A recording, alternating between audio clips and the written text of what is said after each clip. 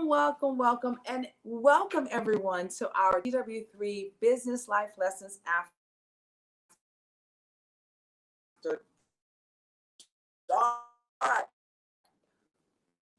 with you all this evening. Not only are we grateful that today is still about that winning Wednesday, but today now we're focusing on some business tips after dark. If you are part of our earlier session today, oh my goodness, it was not only informational, it truly helped to change so many people's lives. We've received so many testimonials. So make sure you tune into not only what we do on Facebook, but also YouTube, and truly join us right there in that clubhouse, because that's where all of this started. Again, I am Renee Noor. I'm the founder of the Global Women Wealth Warriors, as well as the GW3 Club, and we're so excited to bring you Business Life Lessons After Dark. And this evening, we have some power players, not only in the beauty industry, but also in the whole cosmetic space as well. So how about this, guys?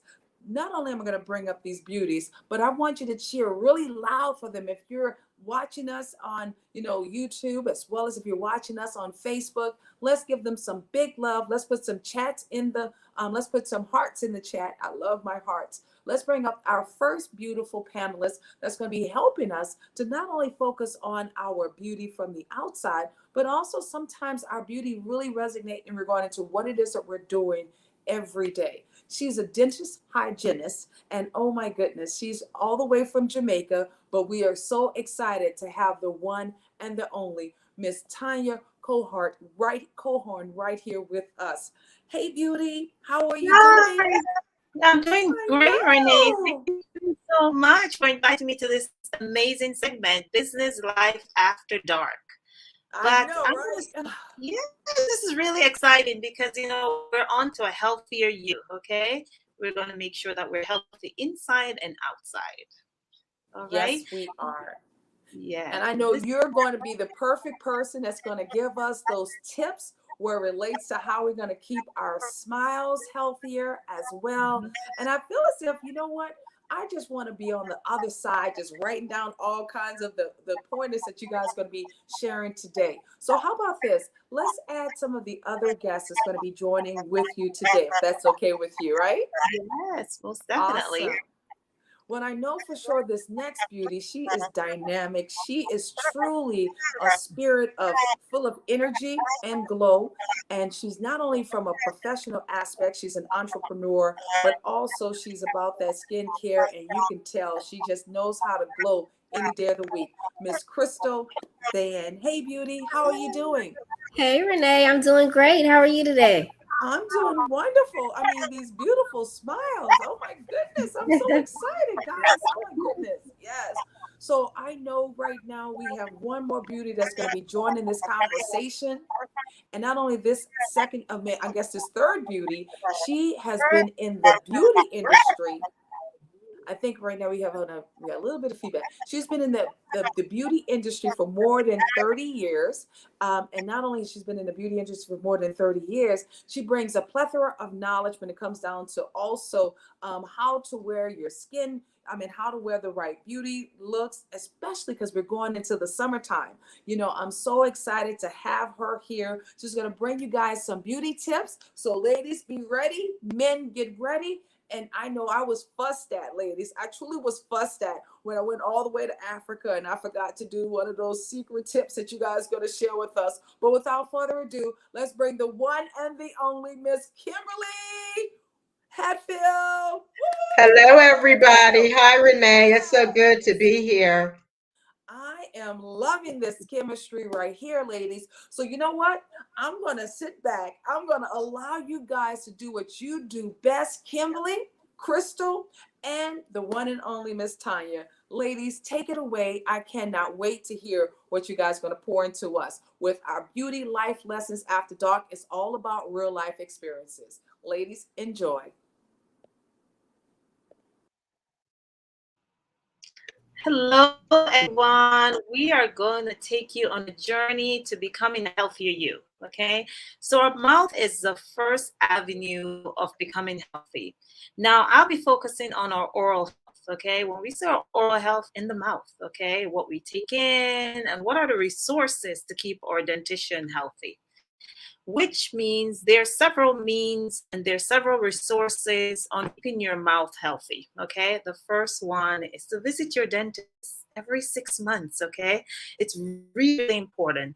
So the concern that we have in the industry is that periodontal disease is the number one disease among adults, okay? Meaning that for every time an adult loses a tooth, it's because of periodontal disease. But what is really periodontal disease? It means that if you're brushing, if you're flossing, and you see a tiny bit of blood, it means that there's some form of gingivitis or some form of periodontitis, okay? Now, the beauty with the industry is that there's certain areas that are reversible and there's certain areas that you have to maintain, right? So gingivitis is reversible, okay? So that gives you a big hope, okay? Now, when you go in every 6 months, the dental industry is able to monitor your dentition so we can take some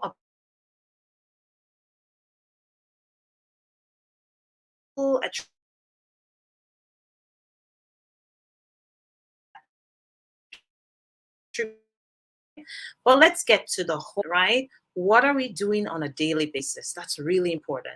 Make sure that you're brushing at least 2 to 3 times a day. But what are we brushing with? Are we using a manual toothbrush or are we using an electric toothbrush? Okay. It's highly recommended that you use an electric toothbrush, okay? The reason why the electric toothbrush is so important is because it's time. It's time for 2 minutes, okay?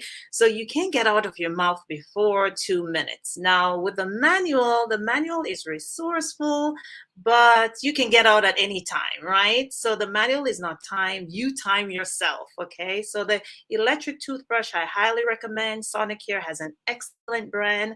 Right now, Sonicare's toothbrush also has a Bluetooth, which is fascinating. So for the areas that you miss in your mouth, the Bluetooth is able to tell you to go back and brush, okay? The other really important area of your oral health is flossing, okay? That little stringy. Flossing is really important. So every time you brush, it's important that you're flossing, and it's very important that you're using a mouth rinse. So there's at least 5 resources that you need. You need an electric toothbrush, which I highly recommend, a very good floss, okay, and a very good mouth rinse, okay, one that's alcohol-free, and visiting your every 6 months. Now, as we do, oral dentition becomes healthier, okay? Now, when it comes on to your oral health, it also affects your entire body, okay? So for patients that have like pre-existing condition, if you're diabetic, if you have high blood pressure, it's important that you're keeping dentition really healthy. I'm Tanya, and I'll move on to Miss Crystal.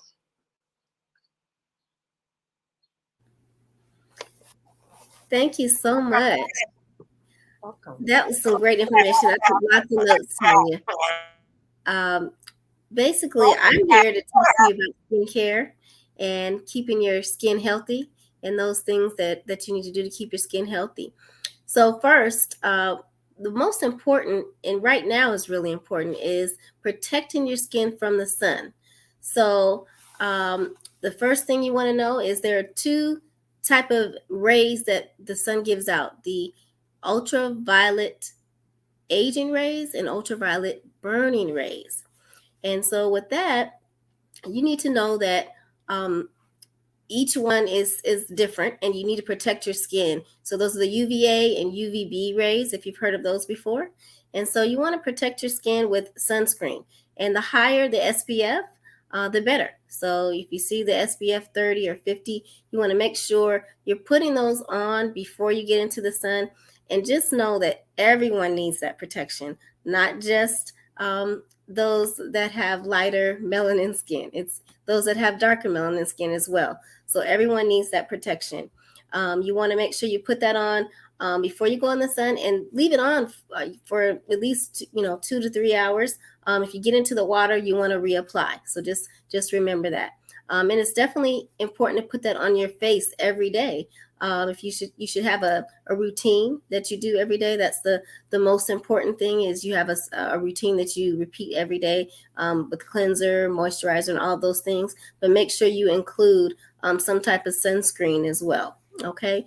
The other thing I'd like to talk about is just making sure you have some type of products that have vitamin C and vitamin E in those. Those are also good nutrients for your skin. I would like to put a question out there for everyone. If you want to enter in the chat, what you think, what age your skin stops making collagen. So collagen is important as well, and the things that you eat help build that up. So what ages does anyone think that you stop building collagen? So if you could put that in the chat. I'm not sure if I'll be able to see, but I'm gonna keep going. Okay, I see some answers there. Okay. All right. So just to answer the question, you stop building collagen around 16. And so it's important to make sure you're building that collagen back up. At age 30, you start really losing that. And so it helps to have some type of collagen in your system as well. One other tip I'd like to give you is not to go to sleep with your makeup on. You want to make sure you wash your face and cleanse your face before you go to sleep. You want to that could cause a lot of aging, so make sure you take that off at night. And then it's important to not pinch your skin underneath your eyes. You want to make sure you are being gentle with your skin. Okay. And then the last tip I'd like to give is, just making sure you're drinking plenty of water. Stay hydrated. Making sure you drinking different types of water. The best type of water, as we'll probably talk about later, is alkaline water, water that's not in a bottle, a plastic bottle. You want to make sure you're using, good healthy water and drink plenty per day. And then the last thing I just like to point out, with that, water is important because it flushes out your skin, it flushes out the toxins. So it's important to try to drink at least a gallon a day. Okay. So with that, I'll go ahead and turn it over to Kimberly, and let her speak as well. Thank you.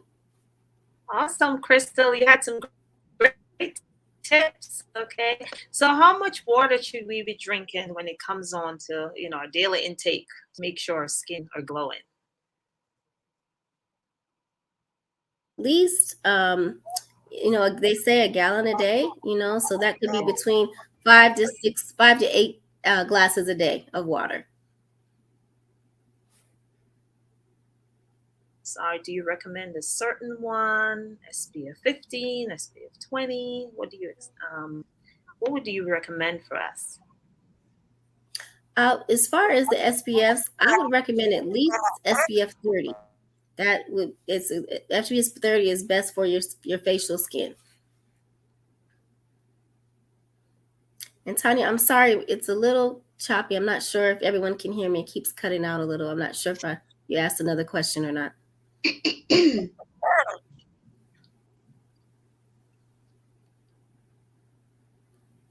Okay, so we'll take it away to Miss Kimberly.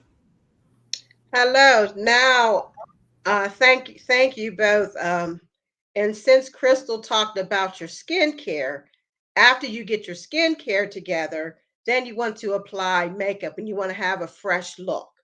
So you want to first start out with a foundation or a CC cream that is close to your complexion, because you want a natural look. You don't want to look like you have makeup on. You want a natural look. And so what you can do is find a foundation that is the same color as your skincare. And that may come with just, talking to somebody, a professional like myself, who can tell you what is the right foundations, because there are so many different foundations. Some foundations, because if you have red in your skin, then you want something that is close to your skin that has some red in it. If you're darker or anything, you may have some browns in you. So you want to have the correct foundation first of all, and that comes with you can try a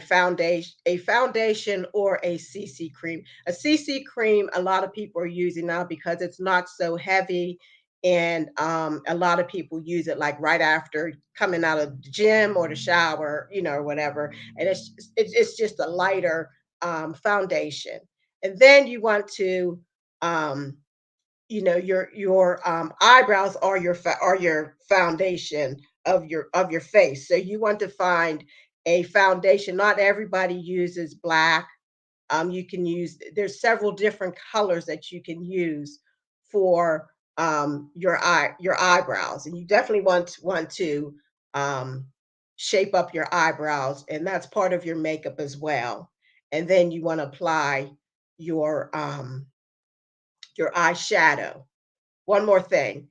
After the foundation, concealer, you have dark spots under your eyes. You want to apply your concealer on top of your foundation. And you don't spread it. You put a dot here and a dot here, and then you pat it around. You don't want to spread it around. You just want to pat it around. And then once you get that done, that's when you apply your eyeshadow. And then from your eyeshadow, you apply your eyeliner. You can either do it at the bottom and the top, or the bottom. That's your preference. And then you want to apply your cheek color. Now your cheek color, what you want to do a dot here. Let me do this here, a dot here and a dot here. And then you take a brush and you apply it down. You don't want to go all the way back here. That's too far. You want to go to about right here and take your cheek color and do like this, and then you pat it down. Because have you seen these people that have it like straight across, all the way back to your ear? You don't want that, because you want that to blend. Remember, we want to see natural. So you want to blend it. And then after that, you apply your lip liner and your lipstick. You can do your lipstick alone, or you can do your lipstick with lip gloss. And then after that, you're ready to run out the door and look beautiful as you are. And that's it for me. Awesome, Kimberly. You gave us some really amazing beauty tips. Okay. Now, I learned so much from you. You put your concealer after your foundation. Yes. Yes. Wow, that's an excellent tip. What do you think, Crystal? How do you put your concealer? Do you use concealer, Crystal? I do, I do. And you know what? I've heard it both ways. I think that different makeup artists, it's a preference, but I have heard that sometimes putting it on afterwards, it helps with lighting and pictures. So, Yeah. I personally do it before, but I think it can be done either way. It's a preference. Awesome. If you do wear concealer, let's see what the chat says. If you wear concealer on a consistent basis, place some blue hearts in the chat. And also, where there's more than one place. Like, where are the places that you want to put the concealer? Kim, can you talk to that? There are other places you can put this concealer. You can put it underneath your eye. If you have dark spots or light spots on your nose, you can do it there.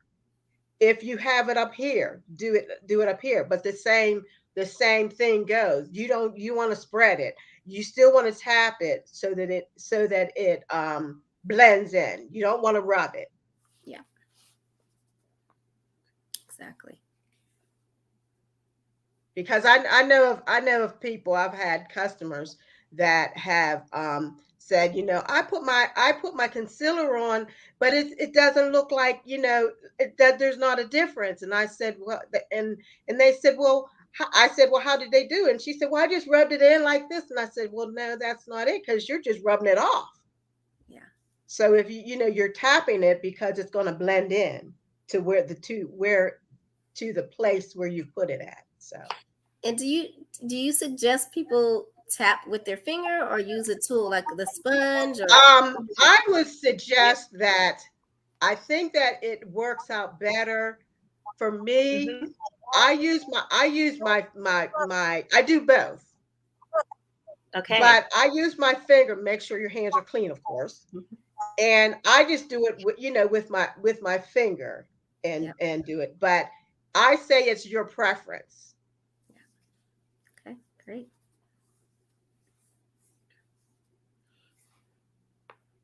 Now, how is it it pertains to your eyebrows, what do you recommend? Can you pencil them in? Should we wax them? Should we air braid them? Yeah. When I suggest, like I said, that is your preference, but I suggest that you pencil them in and use a color that kind of matches your hair, because it'll blend in better, to look better, along with your eyeshadow and everything, because you want everything to blend. Are there other tools that are out there for other than a pencil to use? There's a pencil, there's pencils, and then there's other items that after you put your eyebrow pencil on, there is another item that you can, it's like a gel, and you can put it on, and it kind of holds it. Absolutely. Yeah. And also for your, and I forgot to say this, for your eyes, there is a eye cream, and you put that on before your eyeshadow, because that will hold it and help it to stay longer, along with your foundation. You put something, it's a foundation cream, and what it does, it holds your foundation. Is it like a primer, Kim? I think I've heard primer. Yes, the eye primer. Yes, there's an eye primer and there's a foundation primer. Yep, absolutely. Yeah, I've heard that as well. Putting the primer on helps with the color too. It helps it pop, right? Makes it brighter. And it makes it brighter. Yes. Yep, absolutely. And one other thing too, I touched on this. Sorry, go ahead. Hey, Kimberly, I have a quick question for you, because I remember when I was in late high school, moving into college, I shaved my eyebrow, okay, like half of it, and then I penciled it in. Is that okay for us to like shave our eyebrow and use a pencil to like create the eyebrows? Well, see, I'll be honest with you. I have to draw in my eyebrows because mine are very thin now.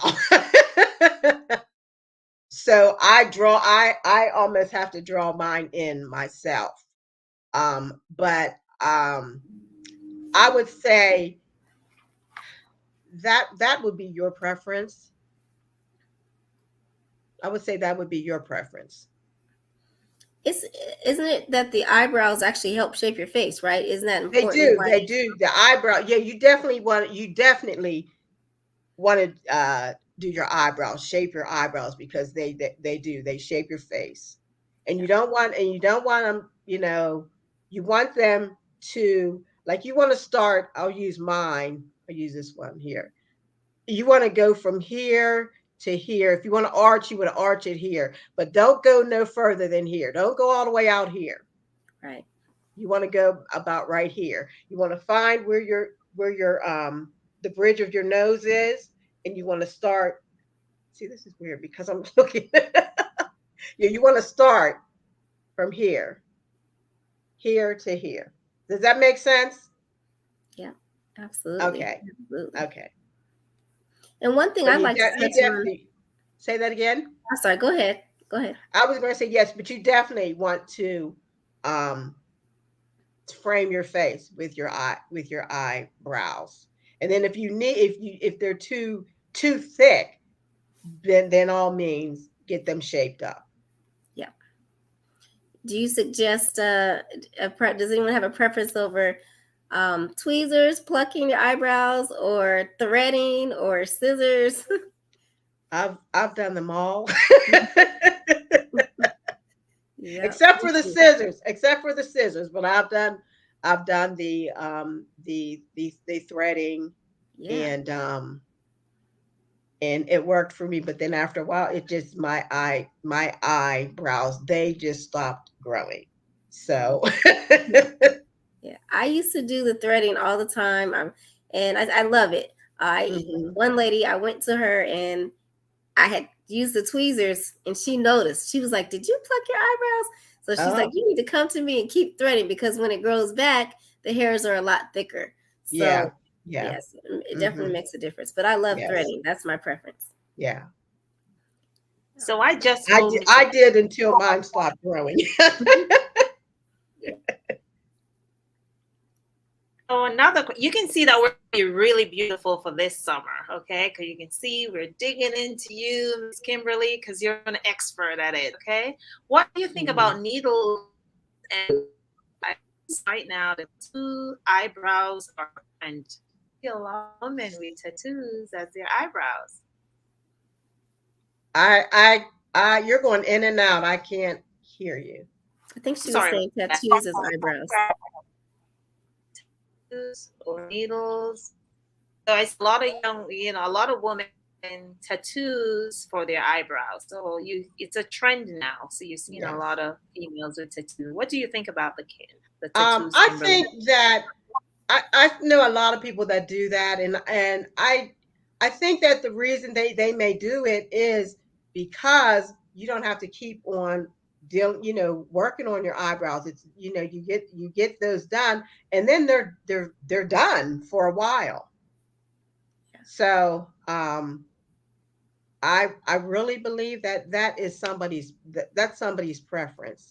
I mean, me myself, I don't want to do it, but if that works for the other person, I would say by all means, go for it. Yeah. One thing I wanted to touch on earlier was, when you're dealing with your eyes, it's really important. I mentioned not to pull and tug at your eye area. You need to know that underneath your eye is the thinnest skin, right? And as you pull and tug on it, that's what causes the wrinkles. You want to be very gentle. You want to also use your ring finger. I don't know if anyone knew, but your ring finger is your weakest finger. And so when you're tapping and you're putting on like the concealer you mentioned, and anything that you're doing around your eye area, you always want to use your ring finger because it's very weak and gentle. And again, just pat very gently. And same thing when you're putting on your eyeliner, you want to be very gentle to not pull and tug at that eye area. That's right. That's right. And then there's something that I don't know if you mentioned, but the importance of an eye cream. Yes. Because that helps with the wrinkles and everything that you get. So that helps as well. Yep, absolutely. Definitely invest in a good eye cream, something it's thick, and it does help with those fine lines and wrinkles and helps minimize that over time. Because as you age, you start getting with the crow's feet on the side. Right. You don't want that. Right, exactly. And also, like I mentioned before, drinking water, that is important because that's how we get those dark circles under our eyes. Right. A part of that is a lack of water. And so drinking water and staying hydrated is very important. Yeah.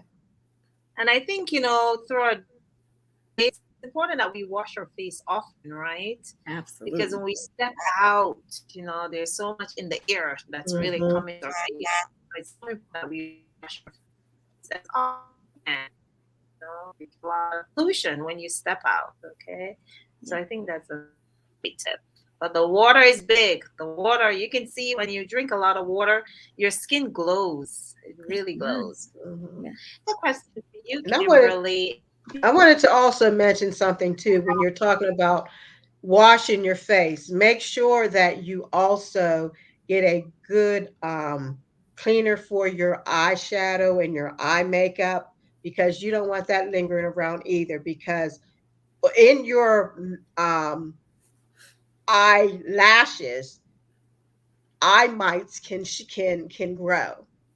Yes. So you want to get a good eye makeup remover that removes the eyeshadow and the eye area. So that does happen. So that's a good suggestion as well. Yep, absolutely. Because those eye mites, they basically feed on any mascara and makeup that's there. So that's how your eyes can get infected. So it's definitely very important to remove that.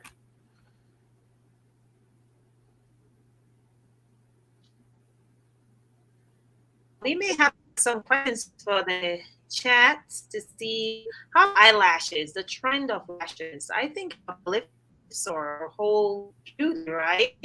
What are eyelashes? The ones that are being done or the ones that are done? The eyelashes are amazing. Yes, Yes. Yep, they are. they are. Yes. Tanya, I'm not sure if you had a question there. I heard you going in and out a little bit. Did you ask a question? Yes. And so we were asking, what are your thoughts on the eyelashes? They're beautiful, right? And it's a trend. So we just want to make sure when we get these lashes done, we're making sure that our eye areas are protected, right? Because I Yes. think you can have some that you can stick on really quickly, right?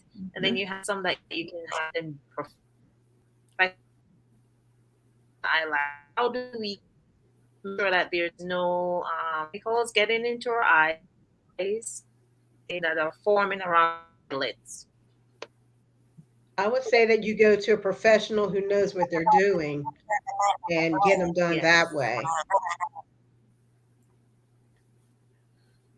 Yeah, I agree. We're gonna be one beautiful set of groups for the summer, right? Because we have all these amazing. They're gonna wonder who is this coming out. This is the new Right. Kimberly.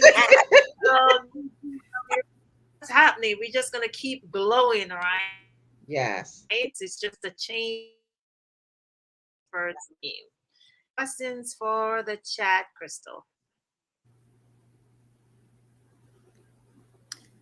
Sorry, Tanya, what did you say? It cut out just a little bit. Could you say it once more? Yeah. If you had any questions for the chat, let's keep them busy. Let's see what they have. If they have any questions, yeah. Yeah, another question we could ask is, I think I asked about the, collagen and making sure, finding out what age you think your collagen stops. Another question is, I don't know. I guess that was really the only other question I had. Like there's just talking about water, is important too. So you asked about how many bottles of water. What type of water? I guess is something we could talk about. What type of water is best to drink? That's a great point, Crystal. What type of water? Because you go down the water, it's a water aisle, right? Yes. Yeah, and there's so many different types of water. There's so many options, right? Yeah. Many different types, right? So which one is the best one? What's your favorite water, Crystal? I use filtered water from home. I buy the big jug. I have the big jug. I forget the brand, but where you buy the filters that you change out every month or so, and it filters my water. I personally, I know some people like tap water. I don't like tap water. I can actually taste whatever is in it, and so I love to have my water filtered. I love my water ice cold, which I also have heard my aunt a nurse, and she told me room temperature water is really what you're supposed to drink. That's what's best for you. But I like mine ice cold. I like mine ice cold too. Yeah. Yeah. I have a question for you, Crystal. Can you talk to them about the importance of exfoliating your skin? Absolutely. So yes, our skin is has several different layers, right? And so when you exfoliate, you are removing that first layer of skin, which is full of really dead skin cells. So it's important that we exfoliate every 2 to 3 days. And with that, you can get some type of, if you have a scrub, crystal scrub, or there's also a chemical peel that you can use. Now be careful with those. Some skin is more sensitive than others. You definitely want to make sure you're using, you go to a professional or you use a product that is been, I guess, approved, FDA approved. You want to make sure you're careful with that. But a chemical peel is also really, really good because it goes down several layers. And but the importance is, yes, removing those dead skin cells. And to Tanya's point, she mentioned, going to sleep with makeup on your face, all the things that are in the air, and you want to make sure that all that's falling on your face. So exfoliating helps, cleansing and exfoliating helps remove all of that. And then also, like I said, it's going down several layers of your skin, and you want to make sure you refresh with some type of serum afterwards, full of vitamins, to help restore your skin after you do any type of exfoliation. Yeah. Yeah. Now we know is in about a week or two official, right? So we have some hot and trendy colors. Now, what do you recommend for eye colors? Okay, we're gonna be wearing those nice dresses, these our eyes popping. So, what are the Well, colors? yellow is the color of the year this year. I mean, I've seen so many yellow and greens and pinks, and I don't know, you don't have to match your makeup with your clothes. You don't have to. But it looks so much nicer when you do. I mean, you don't, because I think that you should always start out with a lighter color, um, and put that, that's like your base. You want to put that all right in here. And then if you want to add a pop of color, that's where you put that right here. And then you blend those two together. So I would say probably like a lighter color and then your base color, which would be like a yellow, a pink, a blue, a green, and blend it so that it looks blended and just doesn't look like you just put it on there. Does that answer your question? That's awesome. It's great that you told us that your colors don't have to match your outfit, right? It makes it Right. more fun, right? Yeah. Right. Yes, awesome, Yeah. awesome. And it's important too. I think it depends on where you're at, where you're going, right? Yeah. You know, Right. there's Definitely. different types of makeup that you should put on your face based on if you're in a professional environment or if you're just out at a basketball game or After having 5, fun, yeah, right? right. Or after 5 and you're going to, a big event. A big Yes. event, yeah, you pop that color out. Yep. If you're going to like, a big event or Yes. awards night or something, definitely pop that color out. Yep. Yep. And that's when you would wear like a full face, right? You want to get Right. all dolled up. Yeah. And Mhm. at work though, Yeah. the business professional situation, if you're at work, you want to be a little lighter with your makeup and you want You do, something yeah. that's more natural, nothing Right. too loud, right? You Mhm. want And something that's most of the times you want your makeup to look natural. You don't want that look when you see something, you just want to scrape the makeup off because they have way too much. And right. then it's like shining and they haven't they don't have the right type of makeup on for their skin type. Right. Right. So that's important too, to have the right type of makeup for your skin type, whether it's dry, oily, combination of oily, because the foundations come that way. Sometimes you may not know that, but you have to know your skin type first. So that's important as well, because Right. you don't want to have um, combination of oily skin and you're using foundation for dry skin. Exactly. You know what I mean? So you want to use the right type, and that's what gives you a polished look as well. Yeah. And so with that shiny, if you have the shininess you're talking about, you would want a foundation that's matte, that Right, right. helps reduce shine, right? So if you Yes. have the type of skin that tends to be oily, then you want to stick with a matte type of foundation. Right. If you have skin that's drier, like you're saying, you want something that's going to be more Like a luminous. luminous. And what that means is it reflects light. So Yeah. you're going to have something that, is going to look moisturized. Mhm. And it's your preference. Like personally, I have pretty dry skin, but I like the matte finish. I don't want to look shiny. But some And people that's do want to look moisturized, but I Mhm. prefer matte. And again, I think it depends on your setting, where you're at, Yeah. right? And what you're Right. doing. Yeah, I like the matte look also. Yeah. Mhm. We have been going through this amazing pandemic for almost 3 years, right? Do you think the amount Say of that makeup again. that was used? I can't hear you. You're going in and out, Tanya. Okay, let's try again. So, do you think that because we're going through the pandemic, we're wearing masks, okay, and individuals are covered up quite a bit, do you think women and men are motivated to still wear a full face, or do you think they're wearing more of eye colors versus lip colors? I think that they are using more skincare than makeup. I think that they're doing their eyes more, but it's, and taking and doing their skincare. That's what I've experienced with my customers. They were more concerned about the skincare and the eye area, not really much for on foundation during the That's the plus. pandemic. That's the plus. So we're gonna have more and more glowing skin as we remove the mask slowly, right? Yeah. That's a good thing.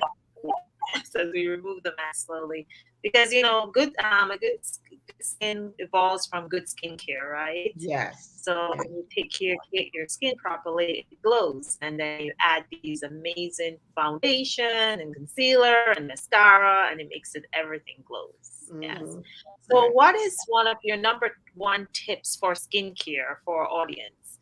What should you spend more time? Should you spend more time in, maintaining your face with a good cleanser, a good moisturizer, and maybe like a daytime moisturizer, nighttime moisturizer, or just one moisturizer?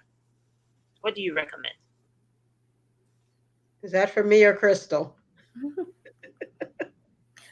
I can Or Well, I can answer if you and you can chime in too, Okay. Kimberly. Basically, you want both. You want a skin Mhm. something for nighttime and something for the day. Okay, and so you want to make sure you have, like I mentioned before, a full regimen. In the morning, you want to make sure you're cleansing with the cleanser, and then you use a daytime moisturizer with that SPF that I mentioned because you're going to be in the sun. And then at nighttime, you want to make sure you're putting on a moisturizer that's, full of vitamins and nutrients to help your skin as you sleep. Because, one thing too we didn't touch on is sleep, how important that is for your whole regimen of skin. You got to Mhm. sleep. Mhm. You got to let Yeah. your body rejuvenate your cells. And so with that, if you use a nighttime serum or some type of moisturizer at night that's packed full of, again, some type of vitamin E, vitamin C, and you put that on at night, it all works together while you're sleeping. Mhm. Kim, And did if you? you do, and once you do that consistently, you will see the difference. That's very important. Yes, being consistent and also using doing the same regimen consistently over Every time, day. you will see the Mhm. results. And you Mhm. don't want to mix products either. I would suggest if you're using one skincare line, excuse me, Right. you want to Right. use all the same products because they're formulated to work together. So if That's you're right. mixing, different brands, you may find that something doesn't work together and it could cause a Mhm. problem on your skin. So it's Right. very important, yes, to make sure you always use the same brand together. Yes. One other Mhm. thing too, I'll touch on. We were talking about glowing. You're talking about glowing skin, Tanya. With that, not only we want that glowing skin starts from the inside, right? Starts with what those vitamins, the water and vitamins that you're putting in your body. So, eating carrots, sweet potatoes, a lot of different vegetables, green leafy vegetables. All those things are really important that will help your skin glow. So I don't know, Kim, if you have Mhm. anything to add to that, but that's Yeah. what. I'm basically agree with you as well. And like she said, it does start from the inside. So you want to, the vitamins from the food and also vitamins that you take, as a supplement as well. You want to make sure you take, a multivitamin as well. Yeah, absolutely. And you know, I can ask you, Tanya, what is important for us to eat to keep our teeth healthy? Oh, that's a really, really important question. So your diet, a healthy diet is really, really important when it comes on to your dentition, okay? Now, carbohydrates, we have to like reduce it a little bit, okay? Because what happened is that carbohydrates turns into sugar, okay? And that's Mhm. the sugar leads to another concern, okay? So the sugar leads to dental caries, which is a cavity. But where do we find the carbohydrates? It can be in a healthy meal, right? So those healthy bars like granola bars, those are high in carbs, okay? So having a really healthy diet, but the foundation, the real important area is after you have these meals, the brushing, right? So if you have certain form of carbohydrates, but can we live without carbohydrates? No way, right? Because it gives us that energy. There's no way we're going to live without it. So we need to have those carbohydrates. So if we reduce them, but your backup plan is brushing and flossing after. So just having a healthy diet really helps your dentition a whole lot. But the flossing is key. The electric toothbrush, a very good mouth rinse, which can be Listerine, Zero, or any Crest Pro Health. Very, very important. And even also a water pick. A water pick flushes everything out. Okay. So Mhm. it looks like it's just it's a tube that you can place Listerine in or even water, and it flush in between your teeth. Okay. So the Okay. It biggest scares part me. is, yeah, those interproximal area will always Yeah, trap our fruits, right? right. And if we eat like any fruits, it end up in between the interproximal area. So when you floss, you just flush it. And so, can you talk Just having about that water pick? It scares me. the water pick, It feels like yeah. it's Do you gonna have a, cut my gums. oh yeah, it is a pressure. The pressure. I know it can be a little bit aggressive. There's a gauge, okay? So you can start off like on number one, okay? So it flushes slowly, and if it's a day that you had quite a bit, steak and different things that are trapping in interproximally, you just move it up to two, so it flushes it really well. And if you're a patient that like have implants and a child that has braces or adults that have braces or Invisalign, it's really important that you have a water pick. It's all about the resources. Mhm. So to really keep your mouth healthy, you're going to need at least five products, okay? That electric toothbrush, really, really important. A very good floss can be Glide floss, okay? A very, very good mouth rinse, which can be Listerine, Zero, Pro Health, Crest Pro Health, and that water pick. Need, Now, what half of your bag corner should at least five products and a very good toothpaste. Okay. Now, the toothpaste, you don't need much. You just need a pea size on your toothbrush. All right. It's all about the motion, staying on your enamel and going on your gums. Okay. It's all about the motion. And then the is time it that And up you and how brush. down, long? circular? What's the motion? Circular. Yes. Very good. So you're going on your gums and coming back up on your enamel. Yes. Even with an electric, you're doing the same thing. Circular. Yeah, same thing with the electric. Now the plus is with the electric, you just leave it and it does it. So the motion is already there with the electric. That's the pluses of the electric toothbrush. The motion is already there. Yeah. So you're not doing any work. You just leave your toothbrush and move it around. Now, what about whitening? Because I know some of the electric toothbrushes have the option to whiten your teeth too. Yeah. Do you suggest a certain type of? I like to use mouthwashes. A mouthwash. Is there something you suggest you use to keep your teeth white, or eat? Actually, I know that helps as well. What you eat. Yes, very good. So when it's on to the shade of your enamel, the shade of your teeth, there are a couple factors you look at, okay? The staining product. So yes, Starbucks, here we go. We have a lot of Starbucks lovers, but that's okay. So your electric toothbrush also have a whitening gauge. So if there's any form of staining on your enamel, your electric toothbrush can remove it.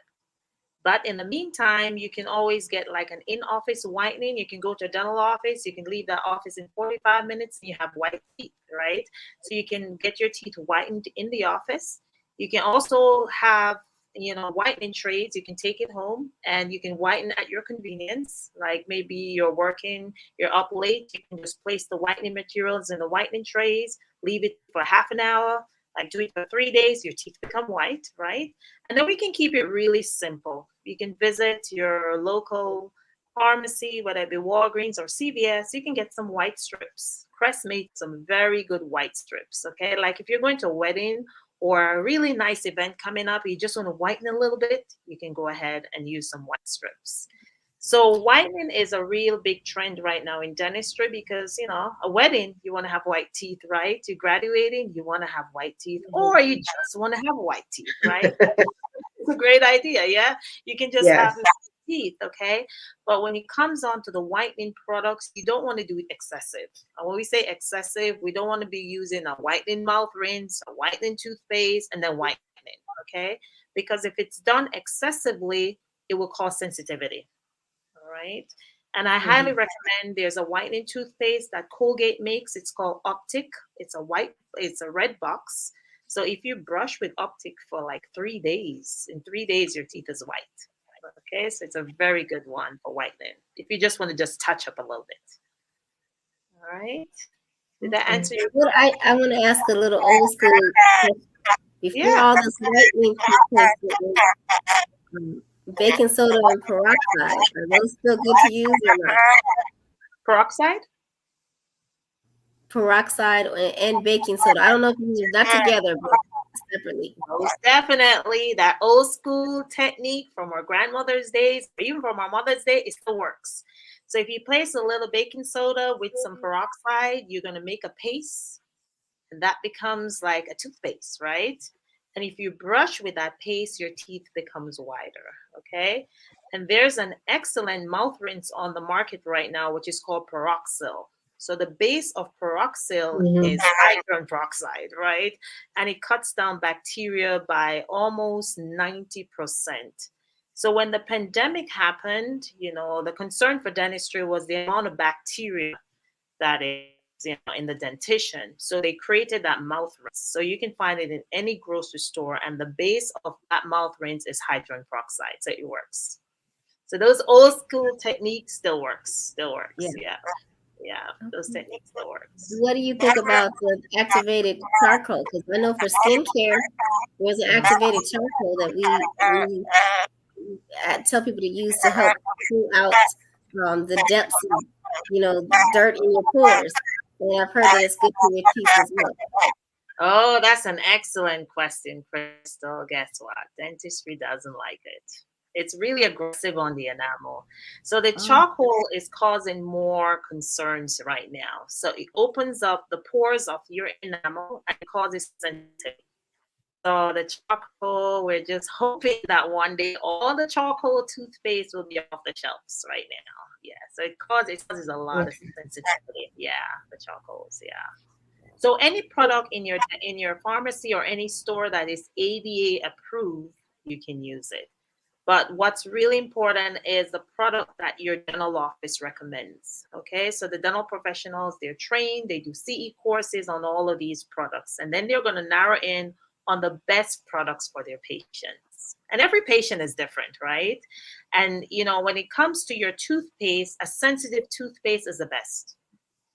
It might not taste too well, but it's the best toothpaste, because the toothpaste, they can get a little bit too abrasive for your mouth, so it causes sensitivity.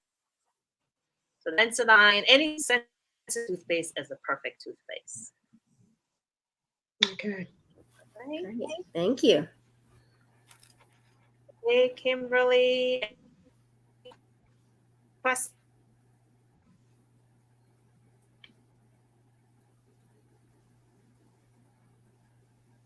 Right, ladies. So I think we're going to do our takeaway. So we're going to give our audience an excellent tip, whether it be oral health, whether it be skincare.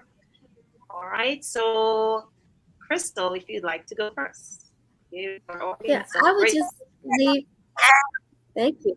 I just want to leave everyone with, again, it starts with the inside, what you put in your body, you throw on your skin. So that's the first thing. Make sure you're putting clean water on your skin, healthy vitamins, vegetables, and start from within. And also just practice self-care. That's important. Taking care of yourself is important. So that's what I just leave you with. Just making sure you're taking care of yourself and practice self-care, taking time for yourself. And I would just suggest that, like she said, first of all, taking care of the inside first, and then on the outside, the rest will follow.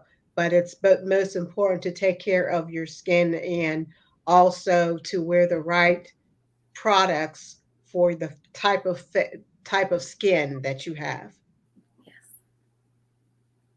And then my takeaway away with oral health. Oral health is health, okay? So our body is our mouth. So visiting your dentist every 6 months, making sure you have an electric toothbrush, a great floss, and just maintaining that oral health, okay? At least 2 to 3 times a day, make you a healthier you. Thank you. Yeah. Okay, bye for now, everyone. Thank you so much, Crystal and Kimberly. This was an excellent segment. And I hope our audience, and I know our audience will take many of these tips and place it and get it active because we're going to be healthy inside and outside. Yep, absolutely. Yes. Bye, everyone. Take Bye. Bye-bye. Have a great evening. Have a good evening.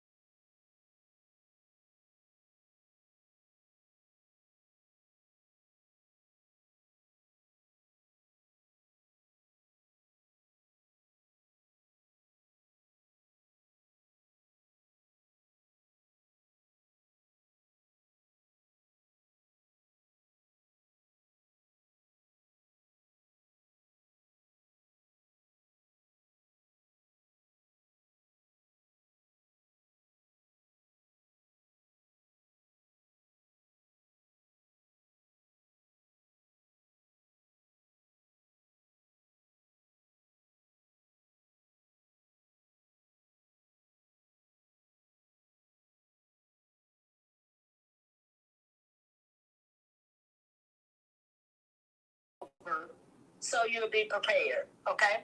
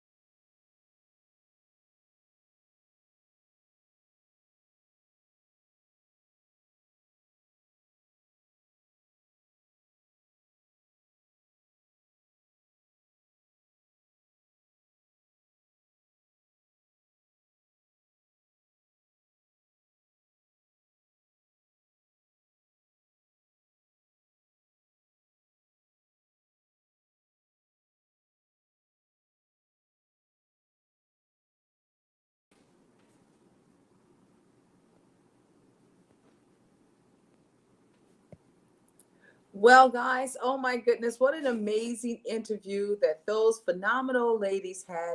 Let's see if we can bring them back up so we can just get like a little bit of recap. Hey, ladies, how are you? We're Oh doing my great. goodness. talking about so many tips. I'm like looking at the chat. They're like, oh my God, great job, ladies. That's Miss Jacqueline Underwood.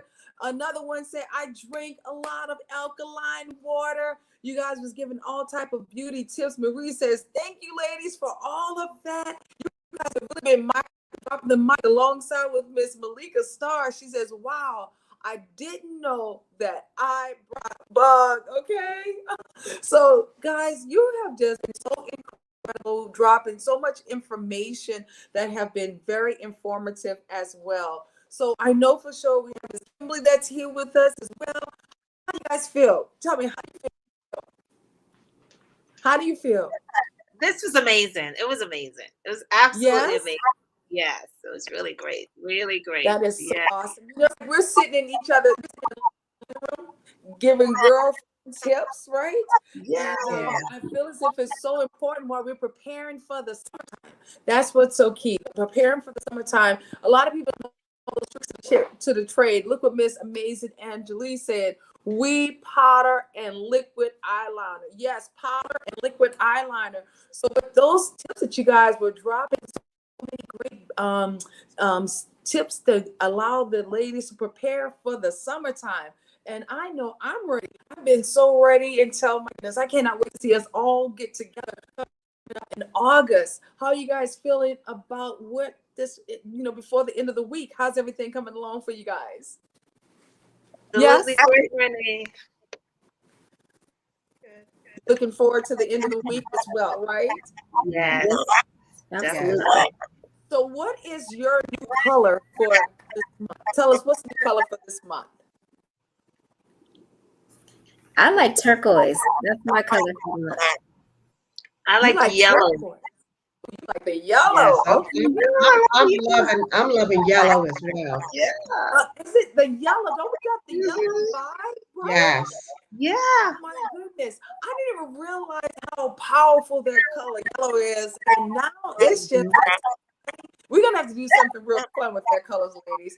I know we just came back from New York City and all the ladies were like, we're yellow. It was just so electrifying. It truly was. But I'll share this with you also, Crystal, about the turquoise.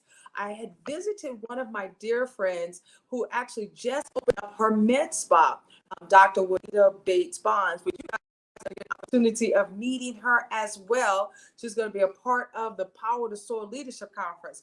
But you know what the coolest color she had throughout the entire spa was turquoise. Turquoise. So why turquoise? It's like the turquoise, like Tiffany blue, or a little bit stronger. Share with us which one do you prefer? Yeah, the Tiffany a little bit stronger though, like a little more blue. I do love the baby blue as well, but it's my color. It's my birthstone, and so whenever I wear it, I hear my eyes pop. I'm glowing. I always get compliments. So I love turquoise. It's a beautiful color. Oh my goodness, that is awesome. That's awesome. She said that's her little theme color, but she also said with her eyes, you heard her, guys. Her eyes just starts like truly. It reminds you of the sky too. It is a really good color. We're gonna have to do something because we haven't played around with that color yet, still. But I know I went to her spa. I was like, oh my goodness, this is just like, it really is a good color. For most spas have that color. It's like the color of water. I was gonna say that. I love the beach, and so it reminds me of water. Yep. Yes. Now I know you guys was talking about music and everything. I see everybody was talking about Alicia Keys. So I know for sure that's a great conversation. Here's Miss Jacqueline. She said, I know Alicia Keys stopped wearing makeup for a while. What would you say to women who don't wear makeup? What is a great skincare regimen? Did you guys see that message there? No, I didn't see it. Okay. I'm sure you were dropping all types of knowledge over there, Miss Kim, alongside with Crystal as well. A lot of the ladies, especially as we get into our wiser season, like to wear less makeup, but I know, Kim, I love how you wear your makeup. It's just like totally flawless, and it's like a light layer. Even, I don't know, I didn't put that much makeup. I didn't even powder up afterwards. This makeup has been on, guys, since earlier. I'm telling you, since earlier. So You I look know you great. was dropping some great tips in that area, right, Miss Kim?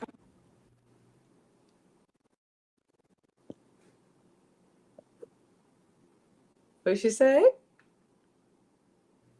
She's on mute. I'm sorry, I didn't realize I was on mute. What did you say? I said, I know you were dropping great tips in regard to wearing, if you like natural, like the natural look, or Yeah. ladies who don't really like wearing a lot of makeup, with some tips in the area. I'm sure you were able to drop some information for them too, right? Right. Yes. Okay, cool. Very good. I I always, go ahead, Crystal. I was just going to say that, my tip would be, to make sure, again, you have some type of sunscreen to protect your skin, because foundation is also a way to protect your skin. So if you choose not to wear it, definitely have some type of serum, a foundation primer. Even wearing that by itself, that will give your skin a smooth finish and also protect your skin. There are some primers that have SPF. I've seen SPF 15 in a primer, so you could wear that, protect your skin, and still have a nice natural glow without any makeup. That's something I want to ask this question, and hopefully, I don't know if you guys know the answer. Like what you just said, some of the primer have SPF 15, and then also some of the makeup may have it, or even a moisturizer.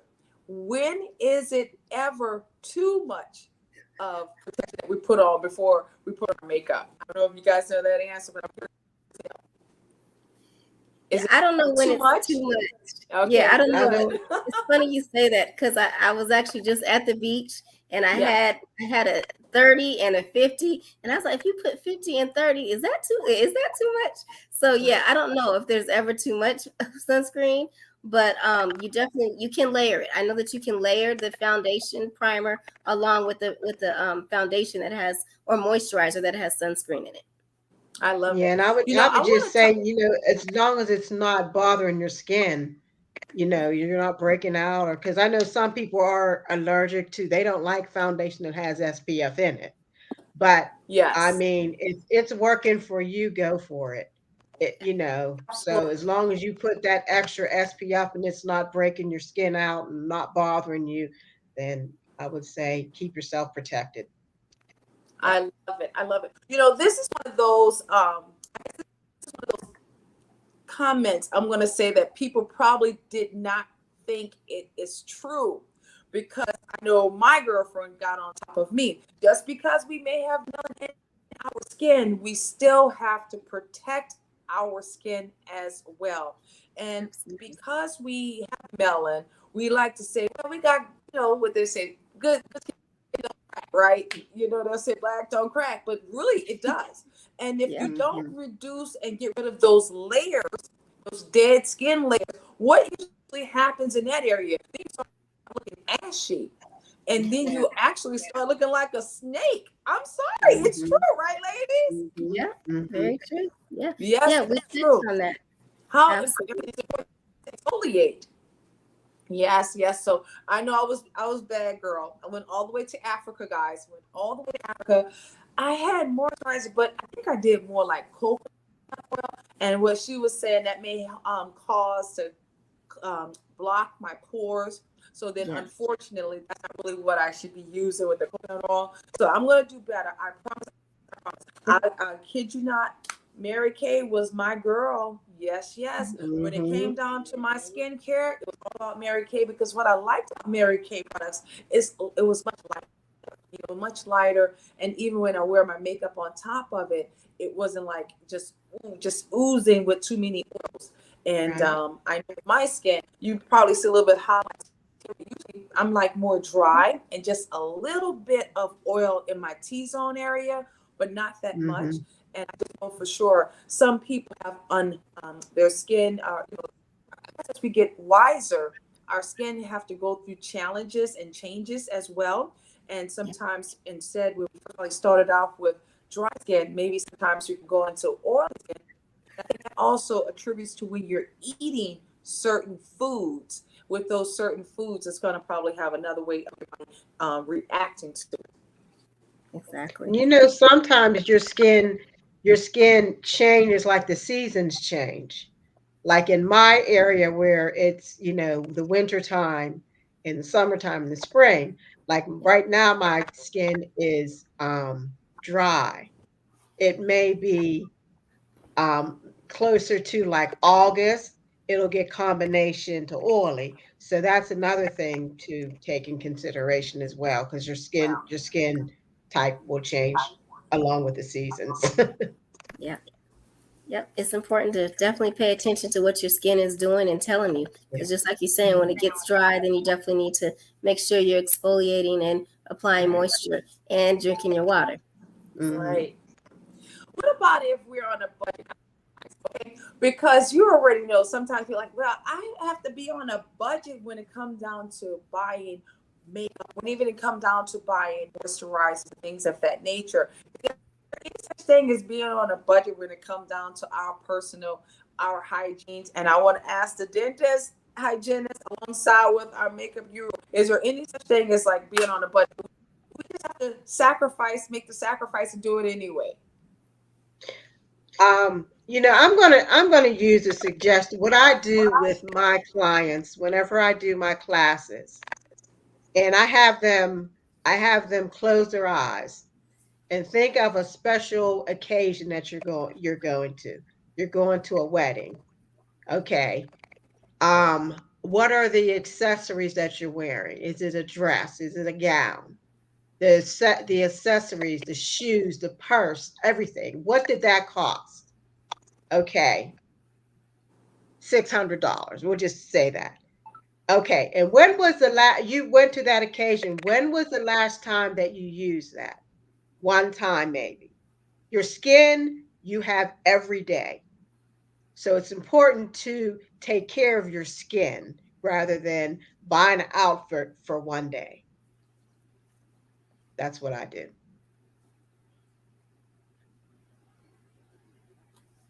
Can't hear you.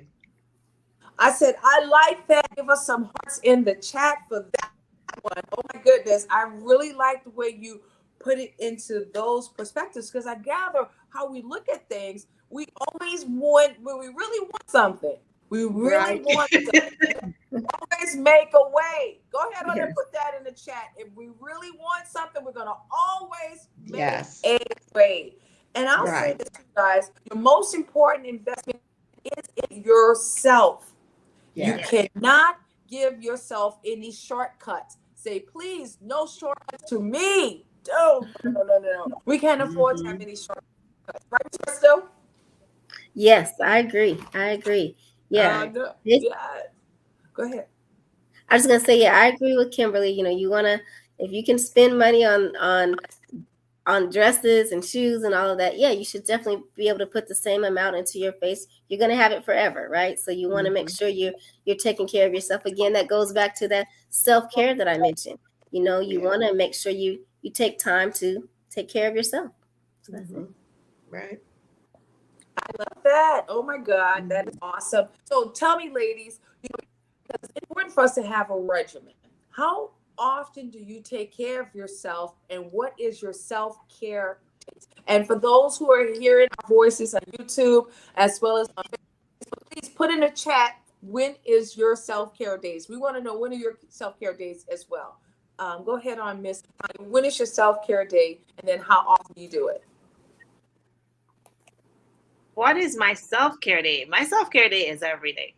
Every day. So, taking care of myself in any way is really, really important. So I make it a priority, okay? Eating well and also, making sure that I'm exercising and taking in that water all day long.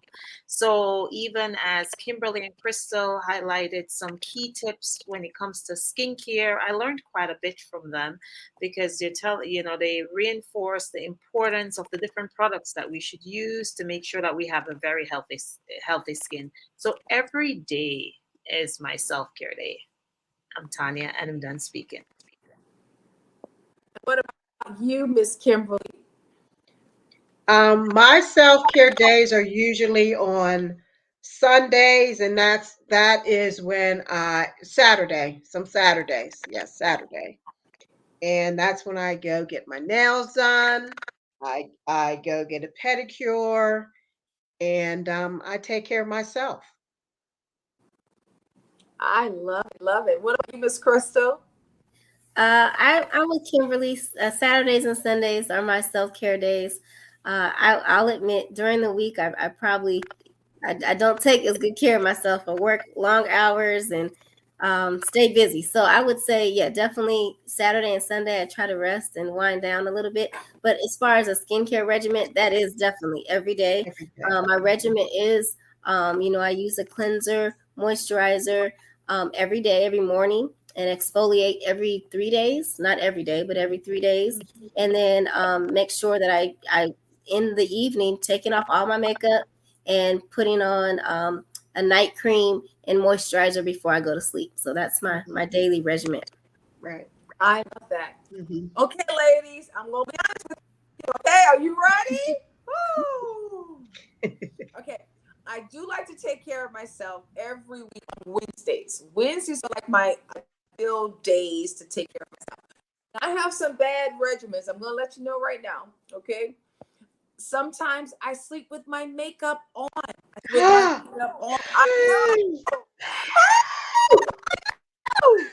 So when I'm I had bad.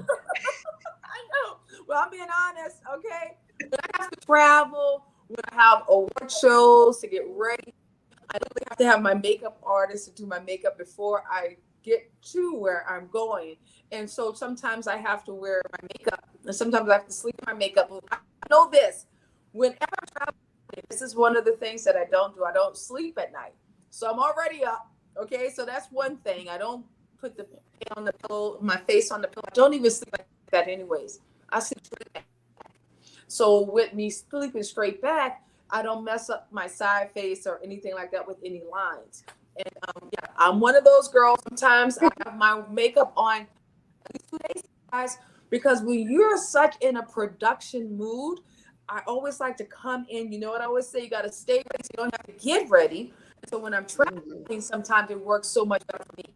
So those are one of the bad tips that I do have. But know this, Miss Kimberly, when I take off my makeup, I truly take it off for at least 2 weeks. Okay?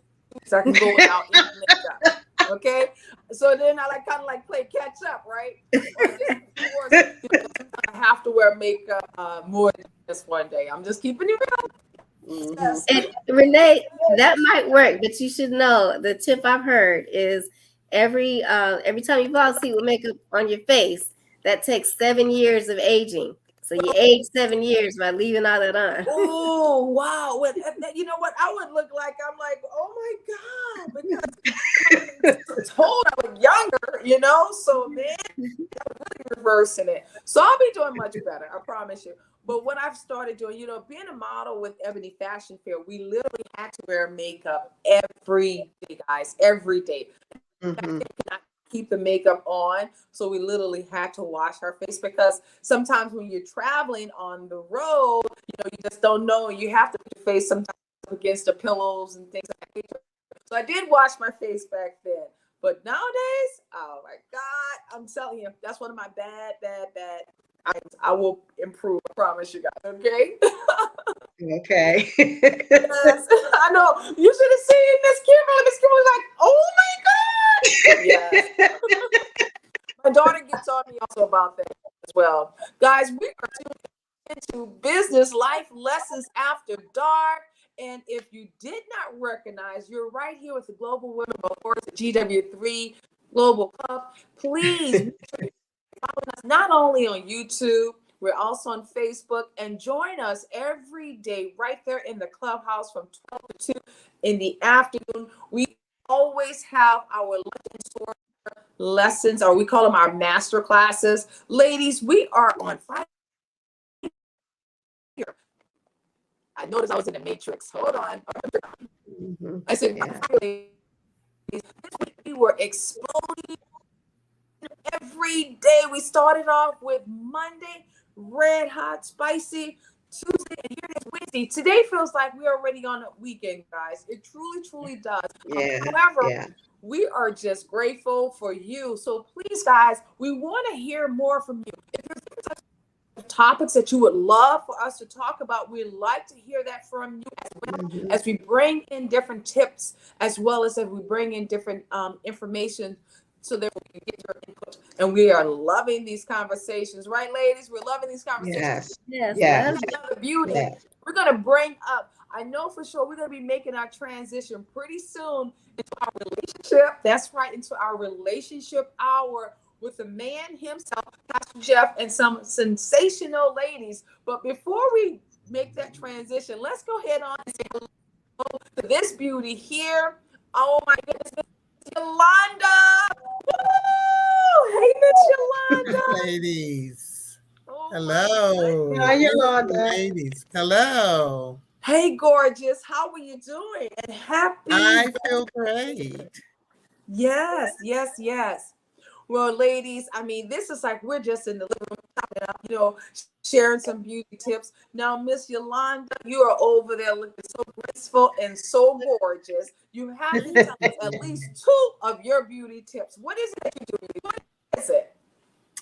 I drink a lot of water, Yes. lots of water, and I spend a lot of time with God, meditating. Mm-hmm. Yes, I do. And that helps me along the way to get through so many obstacles. Those are my 2 go-tos. Is lots of water, time with God, and also exercise. Oh, yes. Oh, yes. Yes. I love hearing that. How many of you guys love getting some of that vitamin D right now because we're going into Mhm. summer? I mean, being outside is just so incredible. I know I see Tanya outside every day with her, Miss Tanya. Right, Miss Tanya? Love outdoor. I love it. Yeah. Yes, I love outdoors. Yeah. What about you, Miss Crystal? You love outdoors as well? I do. Again, like I said, I love the beach, so I love to walk on the beach. But I love to be outside and get fresh air. So yes, absolutely. Yes. Oh my God. Mhm. Well, I'm Yes. grateful. What Miss Kim, Say that again. you love the outdoors as I well? love the outside. I love the sun. I love to walk, walk outside, get my vitamin D naturally. Yes, I love it. I truly love it. Well, I don't know about you guys, but while we're just having this conversation, while we're in the living room, one of the great things I enjoy doing, and I want you guys to share what are some of those things that people probably would not even know that you enjoy doing. My alter ego, let's talk about our alter egos. My alter ego is a NASCAR driver. Yes, I love the speed. I love the outfits, but most importantly, I love the smell of the rubber. And one of the interesting items, I know Yolanda's like, oh my God. One of the great things, I went to London, and this wasn't like the Formula One race. I wound up going to London for the Formula E race. So it was the electric car race, which is a little bit different because when you like those cars that make noise and the smell, it's like, I'm like not making any noise. I'm like, oh man.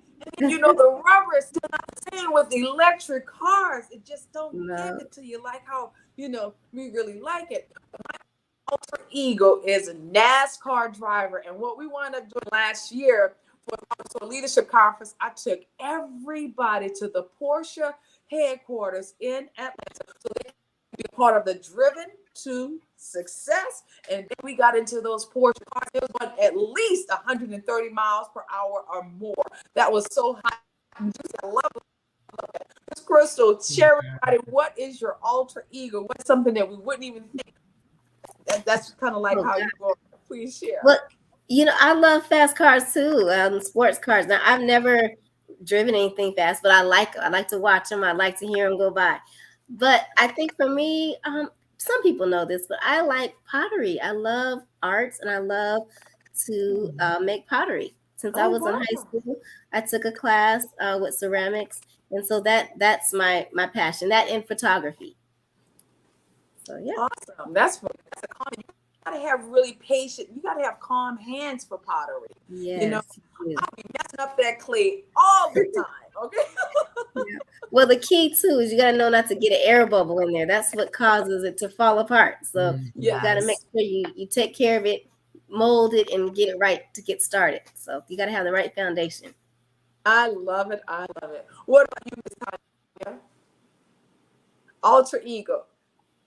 Mine would be bike riding. Bike riding? Come on, Tanya. Yeah. Alter ego? Bike ride, yeah, but it wouldn't be, it's something that I don't mind getting on the bike. I've done it several times and I know I have to be very careful, but like a motorbike, just A being motorcycle. That's motorcycle. Yeah, not just a bike, just like a regular bike, but a motorcycle. Okay. So that would be my either eco. Yes. Okay, I Yes. can see that. Motorcycle. Okay, Yes. because Motorcycle, yeah. I'm like, what? No, You thought it was a regular bike, right, Renee? that's right. You know Harley Yeah.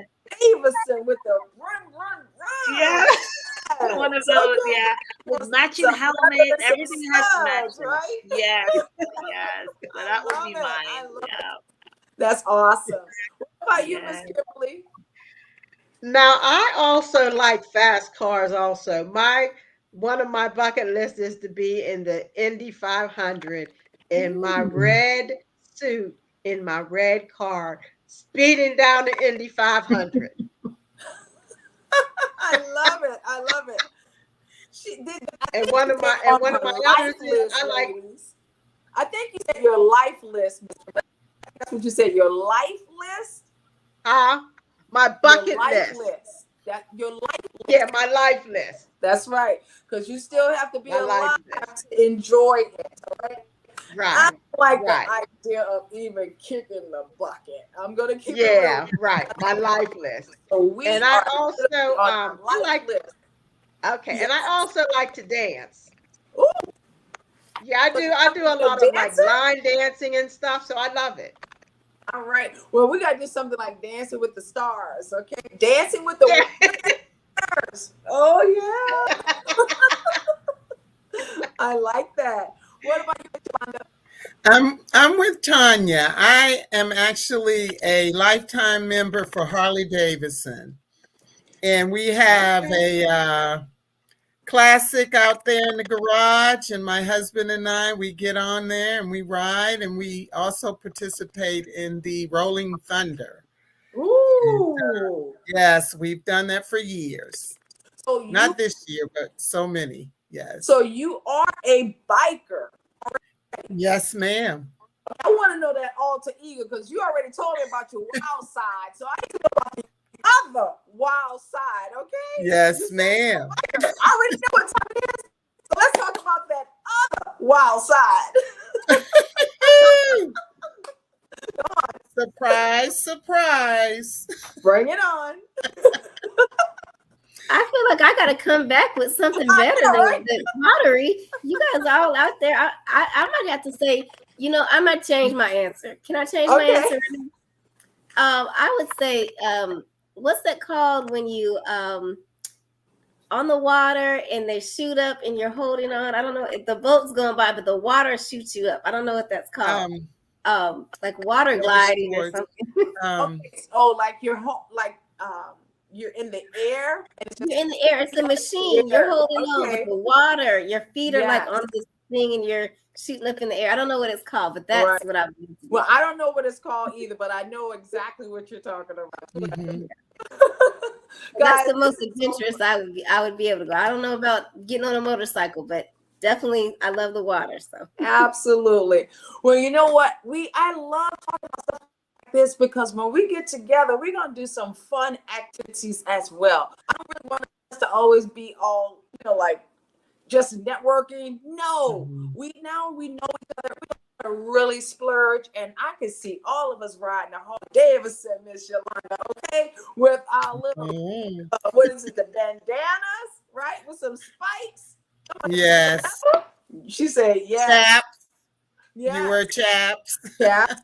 Right. Yes. And the Love it. do-rags. And, I make sure I'm stylish, real girly. We already know.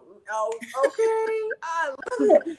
We're not only focusing on 30 days of fashion. We're talking about lifestyle where it relates to fashion. So when we come back, we'll talk about what to wear with different sportswear, different styles in that area. Because my goodness, and you know what you got to do, Miss Yolanda, I want to see pictures.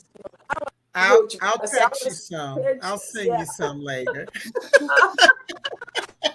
I just love it. Just love it. Well, guys, as we're continuously just enjoying the GW3 Live Business After Dark, this is how we bring about that energy. We're coming into your home from the clubhouse into your house. And not only did you have the opportunity of learning about how to maintain that glow, as well as just your skin, alongside with even where it relates to men and women, the different types of foundations you're supposed to be wearing. We're going to get deeper into, as I say, it's going to be about relationships. That's all about relationships. And when we come back, the man himself, the voice on the freaking app, who is the king of reset, Pastor Jeff will be with us. Woo! Yes.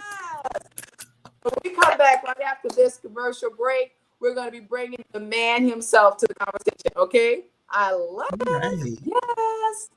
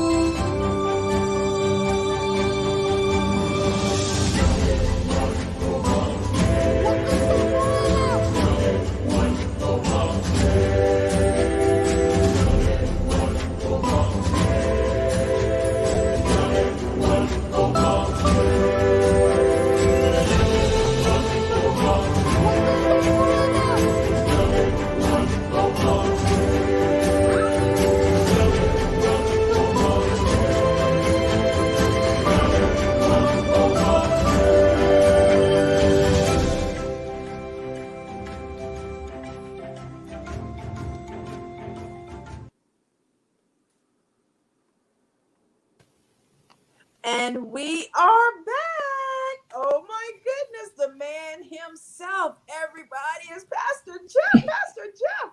It's almost like, oh, Hercules. How are you, Renee? I'm doing great. How are you doing? I am wonderful. It has been a busy day. Came all the way tell from me Augusta about to it. your city. Got to eat lunch with my son and my hopefully future daughter-in-law. And we made it back here to Augusta. And now we're here in the studio ready to chop it up with these ladies. I know, that's right. Well, you know what, Pastor Jeff, I'm looking so forward to tonight's conversation. It's not only we're enjoying the whole business life after dark, but also it's given us the opportunity to really get to know some of these super sensational ladies and what they do. And I cannot wait for the conversation also. So how about I let you do what you do best and welcome your guests. I absolutely love what you do. And I'm going to go ahead on and say goodbye for now. Take it away, Pastor Jeff. All right. Well, while our guests are coming up, we should have Miss Crystal and we have Miss Tanya. And while they're coming up, let's see, who else do we have? I have help. Pastor Jeff got his eyes on and he still can't see. Is that Miss Yolanda? Yes. All right, Miss Yolanda. And look, ladies, we want to welcome you to the show.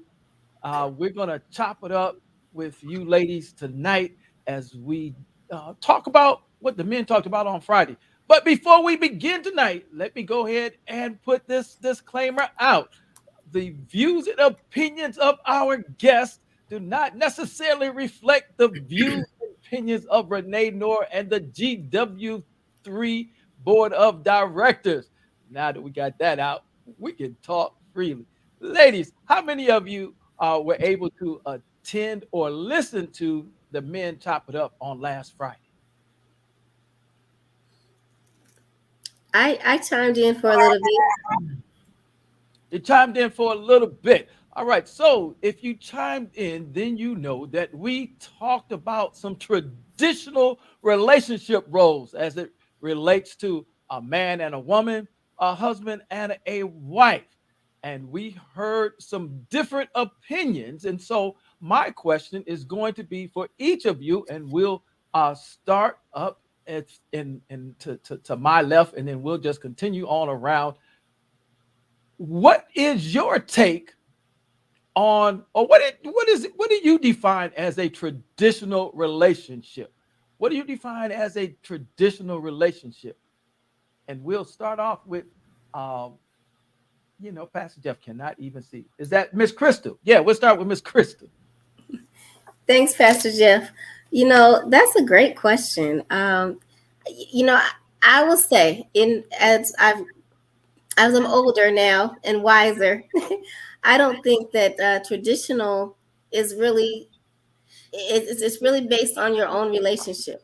I don't know that there's a traditional role.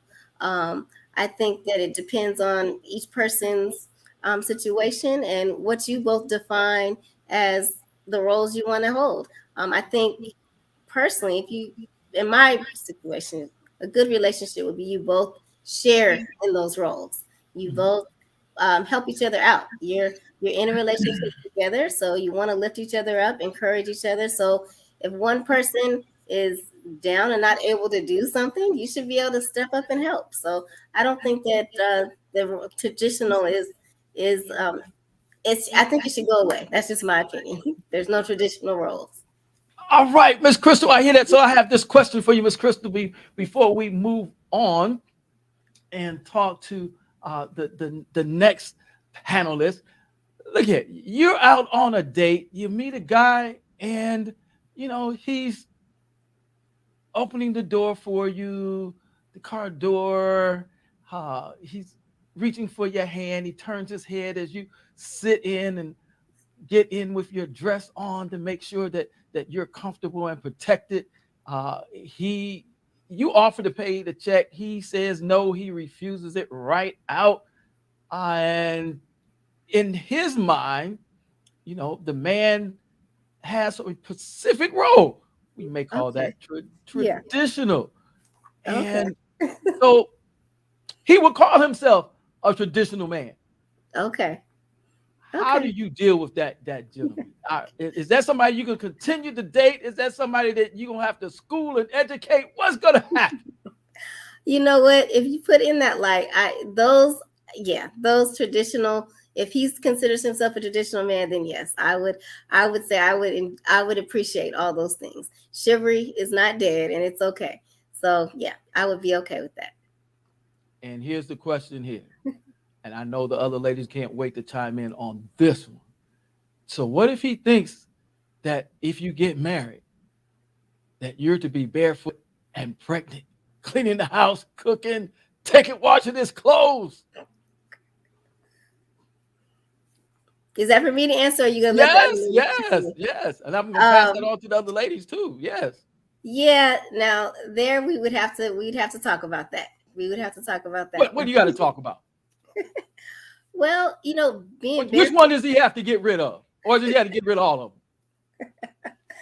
It would be I'd say we'd have to compromise. You wouldn't have to get rid of all of them, but I think it would just be like I was saying. We'd have to talk about what when you step in and help, and when you don't. And I don't think it should be defined that you are the only one that can do this one role.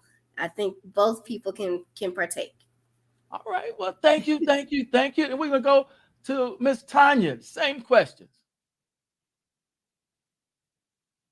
As for traditional marriages or relationship, I think sometimes traditional marriages or relationship kind of piggyback from our parents' marriages. Okay, like in the 19 maybe 40s, or when women were Wait, but wait. defined Did she say the 1940s? yeah, when women were given certain roles. Okay, so I think right now, like in 2021, moving into 2022, 2023, the roles of women have changed, right? So if we're in a marriage or relationship, we expect teamwork. Okay, that's what I think. I think if I do the dishes, you can do the dishes also. I think if I do laundry, you can do laundry also. I can do the laundry, you can do the folding, of course, because everybody loves to fold, right? So I think time has changed, right? Wait, So from my did you just throw that in that everybody loves to fold? Ladies, she threw that one in. She thought Pastor Jeff was especially going to miss that. Uh, but maybe everybody, but I don't know about Pastor Jeff. yes, and especially the socks, right? Don't we love to pick the socks and match them up? So I think teamwork is really, really important in marriages and relationships, because the world has changed. Relationships and marriages have changed because I think women, we take on quite a bit. Okay, so we are, mothers, and we're doing everything. So I think, a little help from our partners are really, really important. So traditional, it can be also, it can go to, like, every Sunday you have to eat with everyone, right? So your entire family is at the table and we're eating. And I think things have changed, right? So, everyone's eating and going, and sometimes we don't get that time to sit down as a family, but it's important, right? So I think traditional kind of piggyback on our parents' time. I'm So Tanya. same question that gentleman that you get his brother, and he wants you to stay home. Okay. He doesn't want to fold. He doesn't want to fold any clothes. He doesn't want to match up any socks. He was a hard worker. Mhm. But when he comes home, he just doesn't think that that's man's work taking care of the house. Okay, well, that's a very good point, Pastor Jeff. I think we'll have to then have a discussion, right? So we're going to just kind of review the roles in the home, because that's how we're going to have a successful relationship if we work together as a team. So each person is not given a whole lot of responsibility, because after we do all this, family duties or things that we have to do at home, we want to also spend time, right? So if we even out the due days, we'll be able to have, good date nights, right? And, we'll be able to spend quality time to maintain our relationships. All right. I got you. We're gonna come back to that. Miss Kimberly. We need somebody to mute. Miss Kimberly, how about you? Are you unmuted? I'm unmuted. All right. Hi, So Pastor same Jeff. scenario. How you doing, Miss Kimberly? I'm doing good. Wonderful. So I would say traditional relationships have changed through the times, and I agree with the other ladies that there are some things that a woman does not have to do. That's just not your role. And the same with a man's role. Like, a man is, it's not always a man's role to take the garbage out. I can take the garbage out too. And you can cook just like I can cook. So I don't think that that's just the one thing. A man does this and a woman does that. You share the responsibility. And with sharing the responsibility, I think that will make your relationship stronger. All right. So same scenario. We got a group of 4 brothers.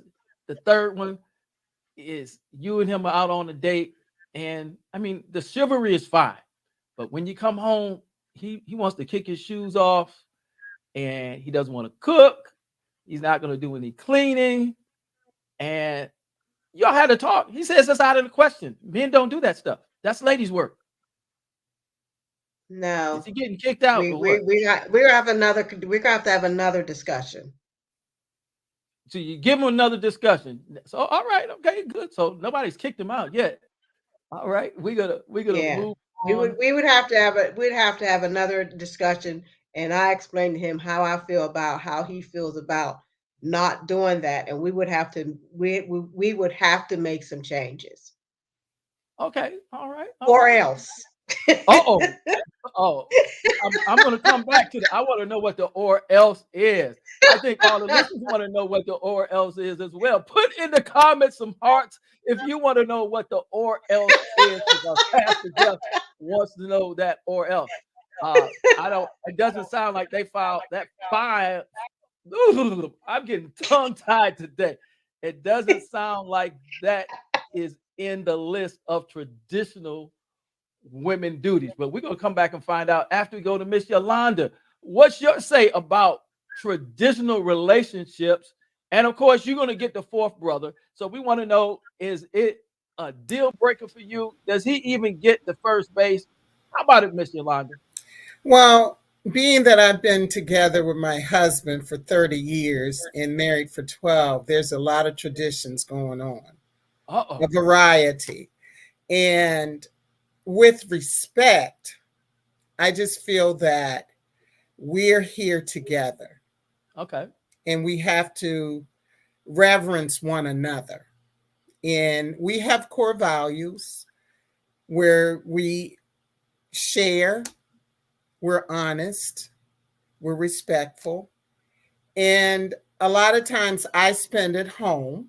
So a lot of the traditional gets left on me, in which I have no issue with that. But my issue is this: do not come in after I have cleaned, or if dinner is ready and you are not at the table when it's time. So it could be or else, like Kimberly. If you slaved at the stove, move not slave. Okay, you cooked you cooked in the kitchen. You took it to the table. You put it on the plate. Yes. You better be there, eat it, or else. Well, because we sit down. It's a tradition for us to sit down together, not continue to watch television, so we're getting better at that. We're definitely. Did you bring my cell phone? No. Oh. No. And I guess unless it's work related, because he does sometime, work after hours. But, I just believe that the tradition, my parents were married for 65 years. All right. And like you said, Tanya, we learn a lot of these systemic, relationship qualities from our leaders, our parents. And my mother she was a traditional woman. And I remember when I was a child, I'd be like, I will never, ever. My dad would sit there and the phone would ring and he would say, someone come and answer the phone, and my mother would just be so humble. I'm just very grateful for my husband. However, I draw the line about a lot of things, but I don't mind him opening the door for me. He's done it for 30 years. And I'm grateful for that. But, I just don't try to change anyone in a relationship. I work more on a relationship with myself first so that I can have a better relationship with the person around me. So. Well, thank you. Thank you. Anybody that's listened to Pastor Jeff know that Pastor Jeff is an advocate of promoting the only person in the entire world that we can change is wow. You can't change nobody else. If you want somebody else to change, the change got to begin in you. So I like that. I'm going to come back to you. And with that 30 years, it just reminded me. 30 years together, 12 years married. Yesterday, I was officially married for 30 years, and we've been together for 32 years. It's been a roller coaster of a ride, but we are still on the same roller coaster. Congratulations. Miss Kimberly, you thought I was going to forget you. I need to know what's the or else before we go to our next question. First of all, let me make sure. Let's see. Is there a significant other? Are you dating? What's I your am single. I am single and I'm not dating right now. Okay, so you're single, not available right now, could be available. So what's the or else? The men want to know. What's the or else? Cause Or yeah, we can, else then we have to might have to call it quits. I okay. mean, if you're All just right. dating, I mean, you if there's a certain um relationship or certain things that you are not going to deal with, you have to know that in the beginning. And so if that's something that, I'm not able to deal with, then got So to do what I got to traditional do. roles for you is a deal breaker. Say that again. Traditional roles, Traditional, 1940, yeah, 1950, 1940, yeah, 1960. yeah, yeah, You that, know, yeah. this list of what the men do. You take out the trash, you cut the Mm-mm, grass, no, no. you do all the painting, and the lady's gonna do all the cooking and all the washing and all the cleaning and having the babies. That's a deal breaker. I think so for me. All right. We just want to know because again, Mm. your opinion is your opinion. What works for you and floats your boat is what works for you and float your boat. If you're in a boat, Yeah, you because might I be in think it. in the end we both have to respect each other. Okay. So what I'm hearing you ladies say, for the most part, is that here in the 21st century, we are getting away from the relativeness of tradition because of course tradition can be defined by the person who's giving the definition and more into let's create a blueprint that works for us. Might not work for nobody else, but let's create a blueprint and it can be modified. That blueprint has got to work for us. Is that what I hear you ladies say for the most part? Yes. I see some head nods. I Yes. didn't hear any. Yes, for the Okay. most part. For All the right. most All part. right. Yes. Before I go to my next question, because we like to give you Yes. ladies an opportunity to address anything that you heard on Fridays, uh, did you have any questions from Fridays? Did you have any comments from Friday? And let me say this, I am going to ask you, those who come in on Friday, I know some of you want to make a comment so bad during that time frame when the men, when we start to go into our barber shop. So if you would elaborate a little bit, how does it feel to come into the only clubhouse room to where the ladies can't talk after, after the from 12 to 12:30, ladies get to chop it up. And then when we do our hour over the men, you got to be flies on the wall. So I want to know that. And if there's something that you want to address, because this is your opportunity to bring that up before I go into my next question. And so we'll start with Miss Kimberly, and then we'll go to Miss Yolanda, and then we'll go to Miss Tanya, and then we'll move on over to Miss Crystal. In that order, ladies. I was not there on. I didn't listen to the one on Friday, the one that you're talking about. All right. So we'll move it. We'll keep it moving. Miss Yolanda. I've been in one of the rooms on Friday and I didn't understand the concept as far as the women not being able to speak. I didn't pass any judgment on it, but we all have voices and we all have opinions, and Yeah, that's judgment free where I room. left it. That's All just where right. I left it. So I'm going to explain the concept very quickly. So in case somebody's watching today, tonight, whatever time it is where you are, on Fridays, beginning at 12 o'clock in the GW3 Club on Clubhouse, the room is opened up, typically by one of the GW3 members or the beautiful queen herself, Miss Renee. And then at 12:30, we go live with just the men only. And it's so the ladies are flies on the wall. And what we do is we give the men an opportunity to come out of their man cave, and we have a barbershop conversation. We have a pool hall conversation, and it's just the men talking. And the ladies, if they're listening, will absolutely learn something because most of the time it takes men a little while for the most part to get warmed up and come out of the cave. And what will happen is if the ladies ask a question that feels like judgment, then the man go right back into the cave and you don't get the information. So we have that conversation with Pastor Jeff. It's just the men. We chop it up, they open up, and you ladies absolutely get to hear from the men themselves. For the most part, men are simple. We say what we mean and we mean what we say.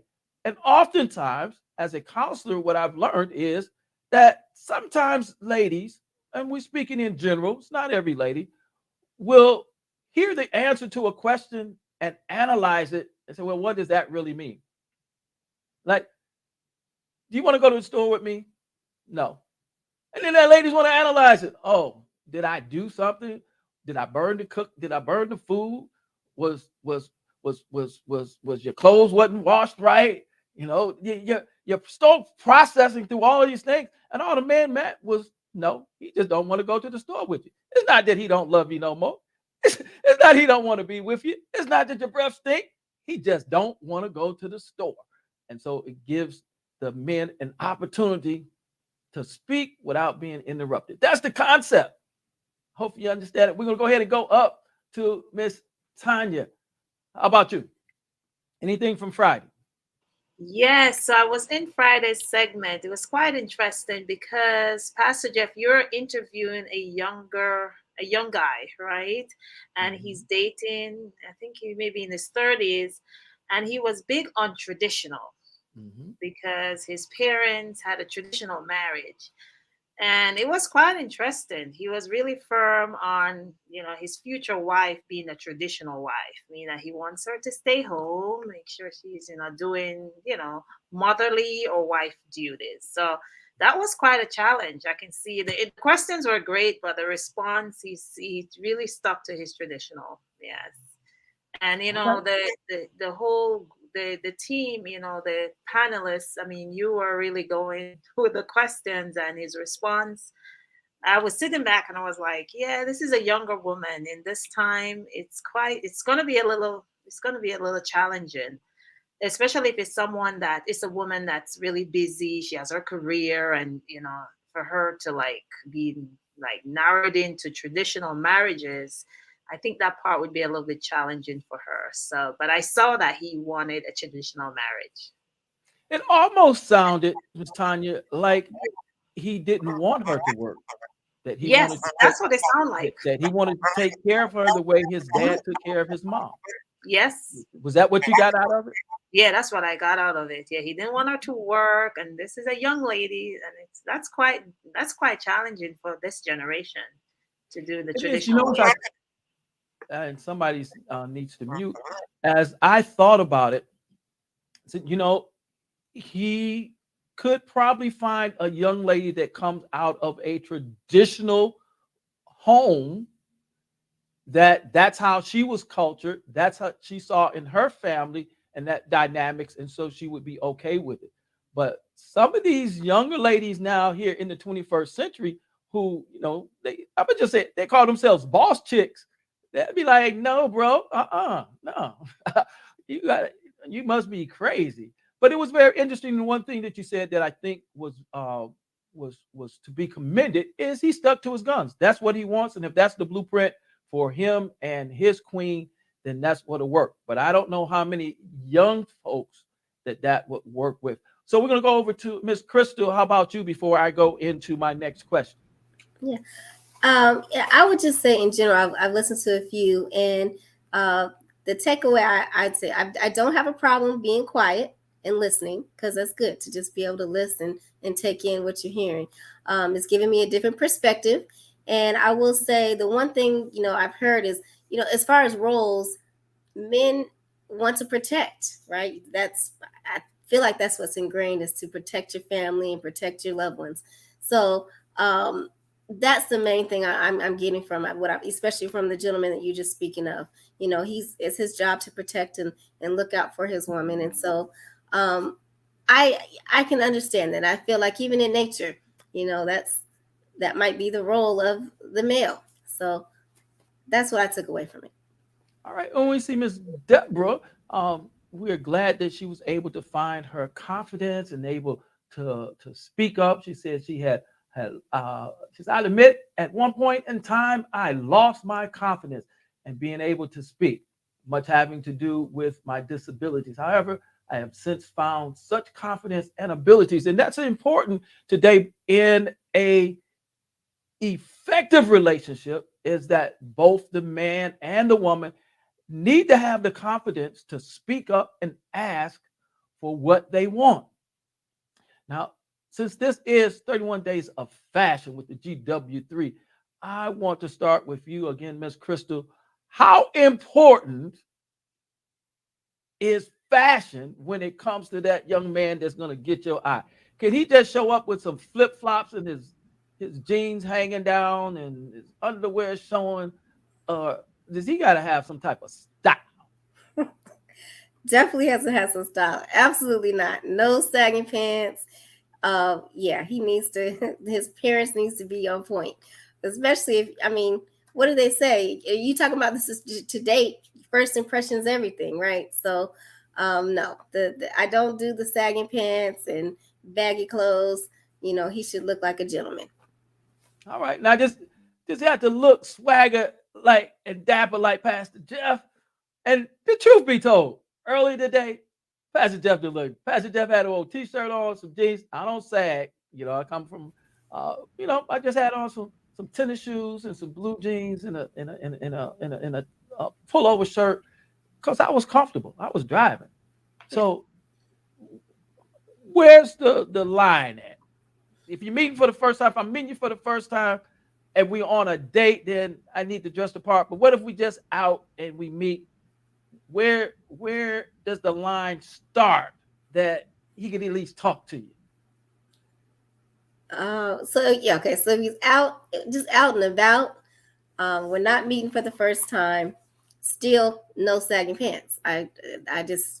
There's levels at this point, so I still don't do the sagging pants. But have some. You can still be casual and just put together, look like you're taking care of yourself. All right. Now the first date. First date, you should come dressed to impress. Definitely. Dressed to impress. All right.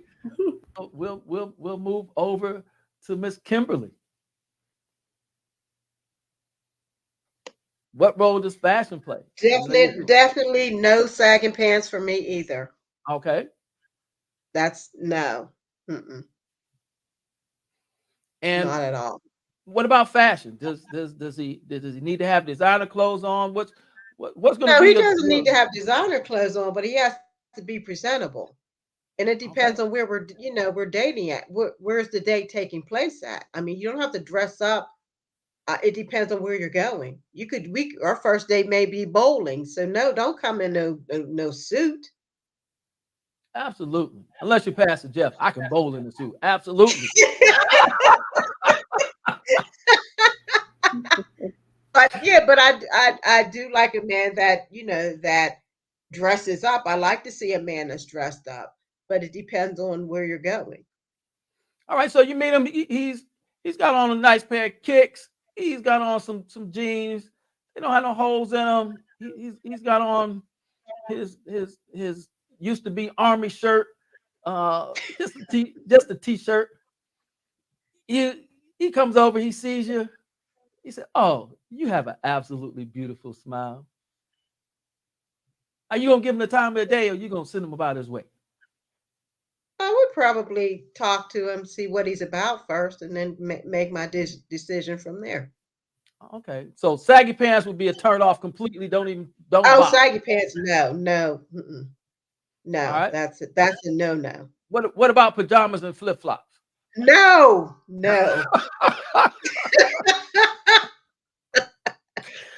All right, we're gonna go over to Miss Yolanda. Same question. What role does fashion play? Okay, so for you and because we know the man out there, he better not come talk to you. Your husband might knock him out traditionally. So, well, in my single day, first of all, I'm not superficial about clothing. Okay. It's actually about the person and their personality. And as long as you're respecting me when you speak to me, because some men have an issue with being more physical and, hey, you know, identifying, you know, just getting out of order. That's a thing. No, That's you gotta tell. I don't assume. Tell me what you talking about. you know, identifying certain body parts of a woman, and that's just totally disrespectful. Now, Okay. if a man comes, you never know where he's coming from. He may have been doing some housework, or, you know, it just depends on the environment. So let me And make sure where we at here. So you know, Pastor Jeff is a man. So you're talking about the man that comes up and rather focusing on something like your beautiful eyes. He's all about the B&B on the anatomy. That's what you're okay, talking about. yes, He's just talking about all those big muscles, those that in pretty front of much. you, those that's in the back of you. That's that guy you don't want to talk to. That's uncalled for. That's uncalled for. All right. Yes, We yes, just want to make it clear because we want the men to hear. yes, Don't talk about the lady's anatomy or what she already know. exactly. But I gotta come back. I got a question for that though. I'm gonna come back to it. I'm gonna let you finish, and then I'm gonna come back. But like I said, you know, clothing is only superficial. It's what's inside for me that's expressed on the outside. However, you know, there's different environments, grocery store, the park, you know, the club in my day, you know, museum, you know, people, clothes don't really define people, but when it comes to what I prefer a polished, dressed gentleman's quarterly. The GQ. So, She said the gentleman's quarter, the yes, GQ that's guy. what I prefer. See, she said polished and fresh. That means he's gonna be smelling good. Yes, He that's got his fingernails clean, lotioned up his hands. He's coordinated. Is that what you're talking about? all of it. All of it. All All that right. it's all that it should be as an adult. Okay, we got you. And I'm gonna come back to you. Pastor Jeff, I'm not gonna forget it. We're gonna go up to Miss Tanya. What role does fashion play? And Miss Tanya, are you single, dating, available, unavailable, married? What's your status? All righty. So that's a great question. So I'm dating. So when it comes to fashion, I think if they dress for the occasion, okay. If we're going on a walk, it's okay. Sweatpants, t-shirts, and some tennis shoe, right? But if we're going out to a dinner, you can do, casual, semi-casual, or formal. It depends on the restaurant. And if we're going out to like a wedding, we gotta be dressed for the occasion. So it's all about the occasion, okay? I can do the simplicity to the extravagant area, but Yolanda pointed out some really great tips. Like it's all about what's in, okay? So you can come in front, you can come in the best name brand, all decked out, and your personality and your heart is not ready for a relationship, it won't work. So I look at the heart first, but the Okay. clothing, it depends on the occasion, right? If he's coming from work and he say, okay, let's stop at Wendy's to get some French fries, right? It's okay. We can go in there with all that work clothes. So it's really the heart that I look at, but also when you step out, and if I step out with him, he represents me and I represent him. So it's all about the occasion. All right. All right. I'm gonna go back to Miss Yolanda, and I'm gonna ask the same question to each of the ladies. I'm asking this question for all of the men, for all the single men, for all the married men that go out and can see. The blind men, we're not talking about them because they can't see anyway. So this is for all the men that can see and go out. We know back in the 40s, 50s, 60s, 70s, 80s, and maybe in the 90s, that women who dressed fashionably, but they left things to the imagination. Nowadays, you go out and the man is just walking with his wife or walking with his girlfriend, and coming down the street is a woman who there's nothing left to the imagination. I mean, it's all skin tight. Ladies, help us brothers out. Help the men out. What are we supposed to do? Miss Yolanda, you first. We talk about Mind your business. Elijah said, My husband Right. will tell you. but Miss Yolanda, We have eyes. Of course you do. We do have eyes, and for the most part, men who can't see are visual. And yeah, I mean, we're not gonna get disrespectful, but we talked about, your lady said you don't want to see a man that's sagging. Each one of you agreed, said no sagging. You don't want to see his underwear. Well, how about some of the men leave some stuff to your imagination? We don't want to get distracted. I'm walking down the street with my wife.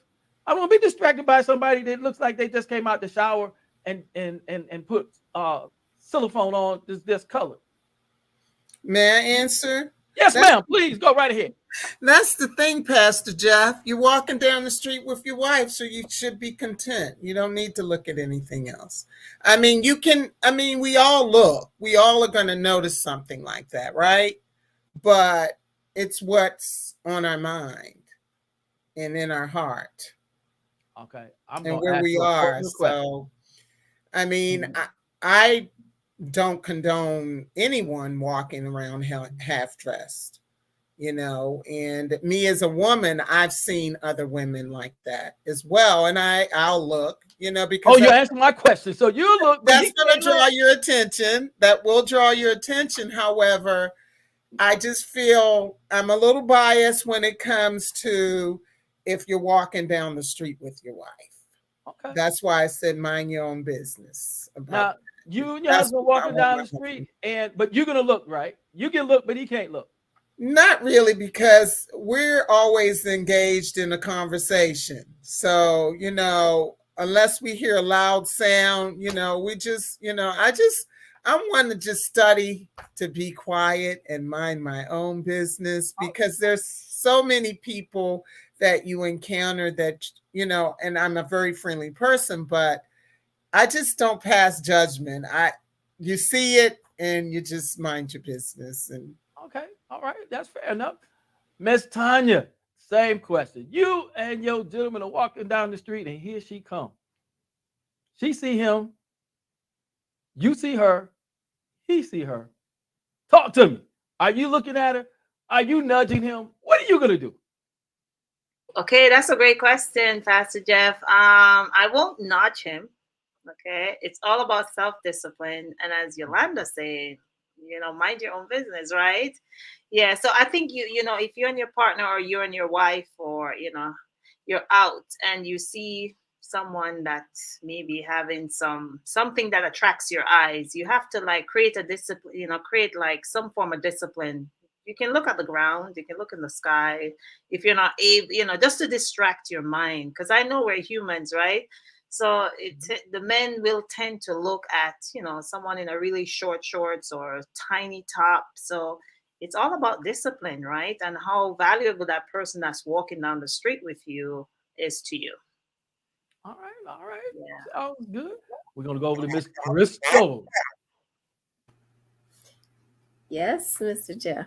Same question. You and your gentleman are walking down the street, and here she come, and she wants him to see her. Do you look at her? Do you bring it to his attention? Do you dare him to look? What you gonna do? Well, I don't dare him to look. I think it depends on where you're at in your relationship too. First of all, I would say yes, he needs to mind his business. But if we both see it, you can't ignore it. I'm different. I'll make a comment about it. Like, what do you think of her outfit? Or, wow, that's an outfit. I'll say something to engage him, because I know he sees her. I see her. There's no reason to ignore it. And I think it just depends on your own confidence. If you're confident and you trust your man, if he looks, you can look, but there's no harm in looking. I can't expect you to not look. What's that? Say he going home with you. Right. Right. So there's no problem with looking. And again, we both see her. So it's just a matter of, where you're at in your relationship. I honestly, sometimes I compliment. I'll say, oh, she's pretty, or that's a great outfit, or, just to kind of ease the if it is uncomfortable, I try to ease it. So I like that. I'm gonna come back to that. I like that thinking. Miss Kimberly, same question. Well, I would say that if you are comfortable in your relationship with your man, they can look all they want, but they you can't, he's not going home with her. Mhm. Are you gonna look? I probably would look too, yeah, because Okay. if it's, something that, kind of catches your eye, yeah, I'll look. And may even say something, to him or something, but if you're confident in your relationship, it shouldn't be a problem. Just don't look. He said, just don't look. Miss Kimberly say, just don't look. So he gotta walk by like he'd already see it. Turn the other way.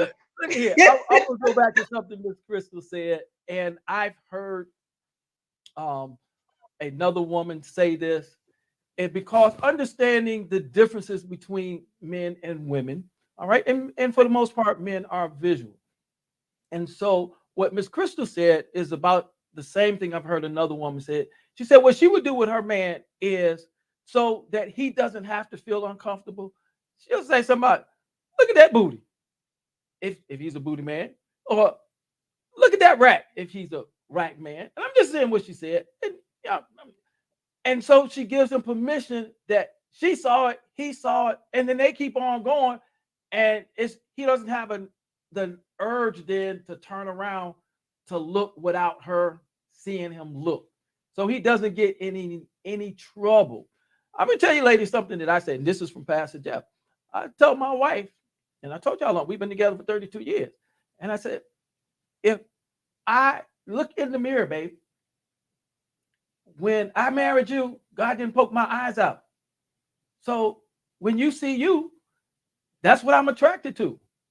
I can be with you. I see somebody that favors you, then they get my attention, but I'm not going home with them. And I'm not going to stare like, oh my Lord Jesus Christ, and break my neck.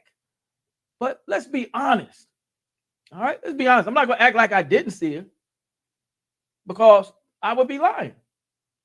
And then you're processing it more because now you're trying to sneak and do something.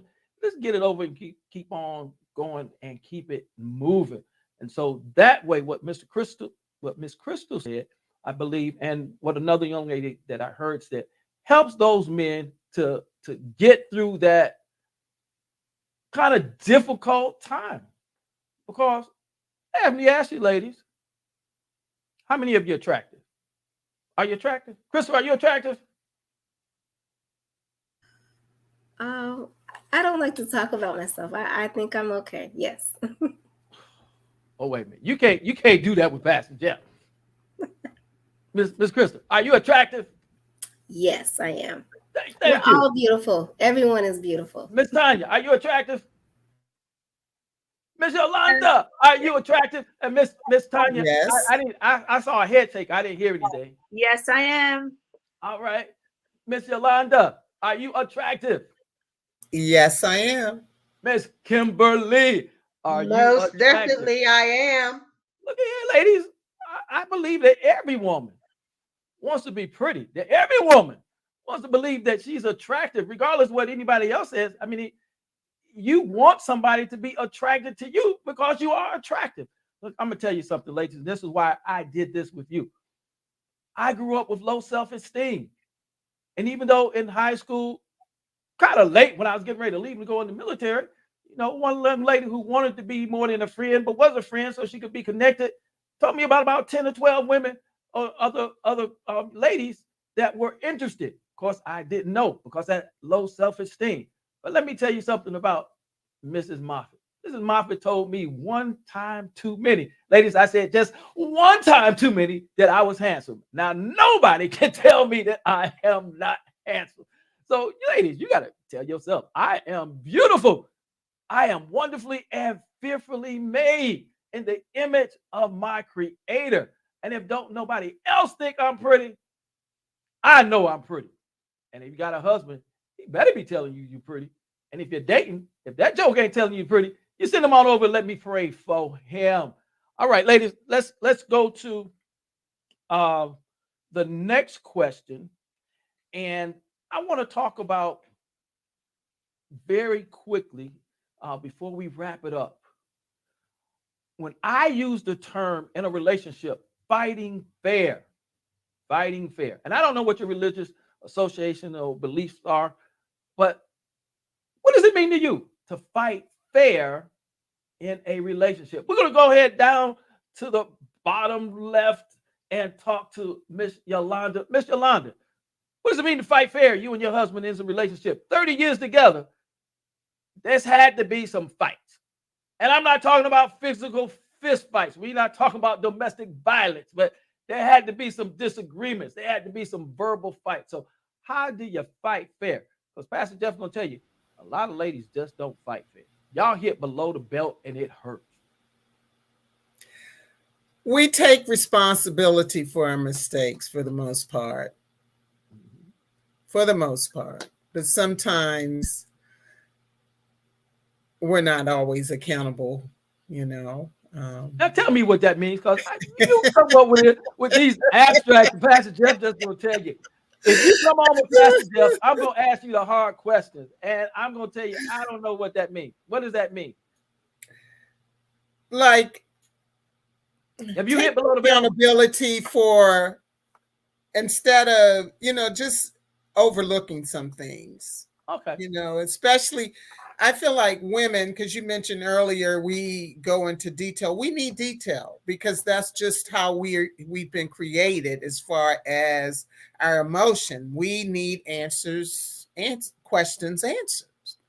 And so, you know, sometimes it doesn't always come out the way we want to hear it. And then that might cause a conflict, or, you know, I might perceive what is being translated to me as an offense, but I take responsibility. And usually when we get to a point where we're like, you know, being little kids, because we are sometimes, you know, and we just say, okay, this is not a good time right now. Okay, now when you say we, are you talking about you and the husband? Yes. Or just you, yourself, and you? Yes, my husband and I, okay, as a couple. And we have over the years come up with a way to resolve it by taking time out and saying, okay, we can't come to a decision, and, you know, we're still kind of like feeling uneasy. So let's schedule a time, and we do this, that we can talk about it. Okay, so we'll usually schedule, and we don't schedule too far away because then it's not resolved. So we'll usually schedule about maybe 30, 40 minutes. And by that time, we're ready to forgive each other and just say, you know what, I love you, and, you know, didn't mean to offend you. Please forgive me, and move on. So I want to ask you this question. Yes. And with 30 years of relationship, is there a time in the past that you didn't fight fair, and you know you didn't fight fair, but you and him can sit down and talk about it and laugh about it now? Yes. And if there's time, tell us, what was it? What did you do? Many times. Okay, so what was it that you did? What was it that you said that wasn't fair? I don't remember. I just know that it happened. Lord have mercy. See, I'm going. I'm not playing fair on that one. Kimberly, you gonna talk to me? Okay, so I was a single parent before, and, you know, I wanted to wait till my youngest daughter was off to college before we got married. And so I had a Cadillac and someone stole it, right? And so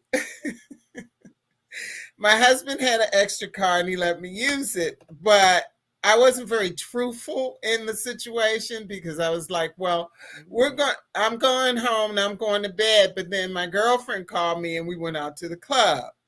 So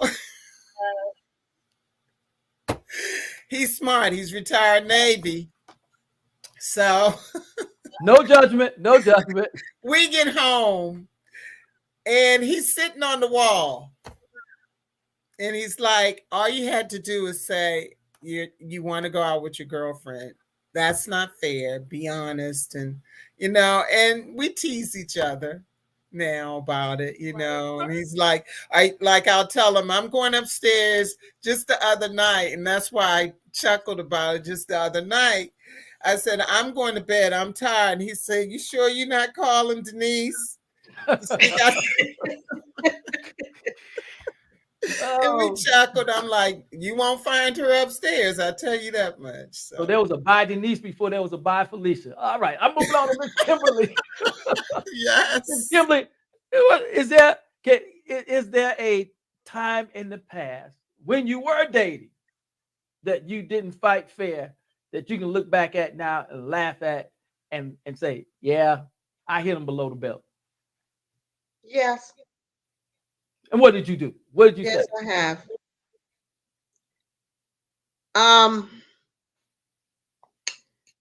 Like Yolanda, I had said that I was going to stay home, but I went out and got home late. And I just told him, well, no, I didn't call you because I was just tired. And then I ended up telling him the truth, and he had a fit. And I said, well, it is what it is. Everything's fine. And we just brushed it off. All right, all right, all right. Now, I'm going to give a little clarity. When I say you didn't fight fair and ladies can hit below the belt from a man's perspective, because you ladies have told me from your perspective, and that's what it is. So from the man's perspective, when you say stuff to us like, yeah, you call yourself a man? Whatever it was that he did, but you just belittle him. I mean, you just kicked him where it hurts. Yeah, Because women, when we're upset, we sometimes hit below the belt because we want you to hurt, and we know that's gonna hurt you. And that's what I'm talking about. So in fighting fair, we do what Miss Yolanda said earlier. You take a time out. Say, because right now I'm gonna say some stuff that I really don't think you're gonna take good. So I'm not gonna hit you below the belt. I'm gonna take a time out till I can process it, and then we're gonna come back and we'll have an intelligent conversation versus me hitting you. Because, ladies, let me tell you what happens. You said it in the heat of the moment. You were emotional. You said it, and then tomorrow you're done with it. Matter of fact, some of you are done 5 minutes after you said it. But men are still thinking about that 10 years later.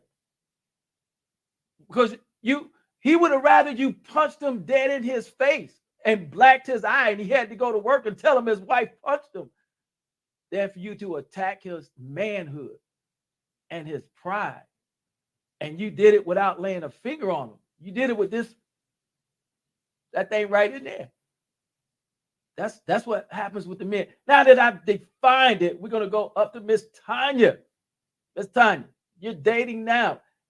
Has it been? We'll go back to before you was dating, because we don't want to do with this one unless you want to share with this one. But has there been a time that in the past where you didn't fight fair, and you can look back at it and laugh, and you realize today that I wasn't fighting fair, but I'm doing better now? There was, like, I'm a timely person, so like going out on dates, I kind of check your time, what time you're showing up, right?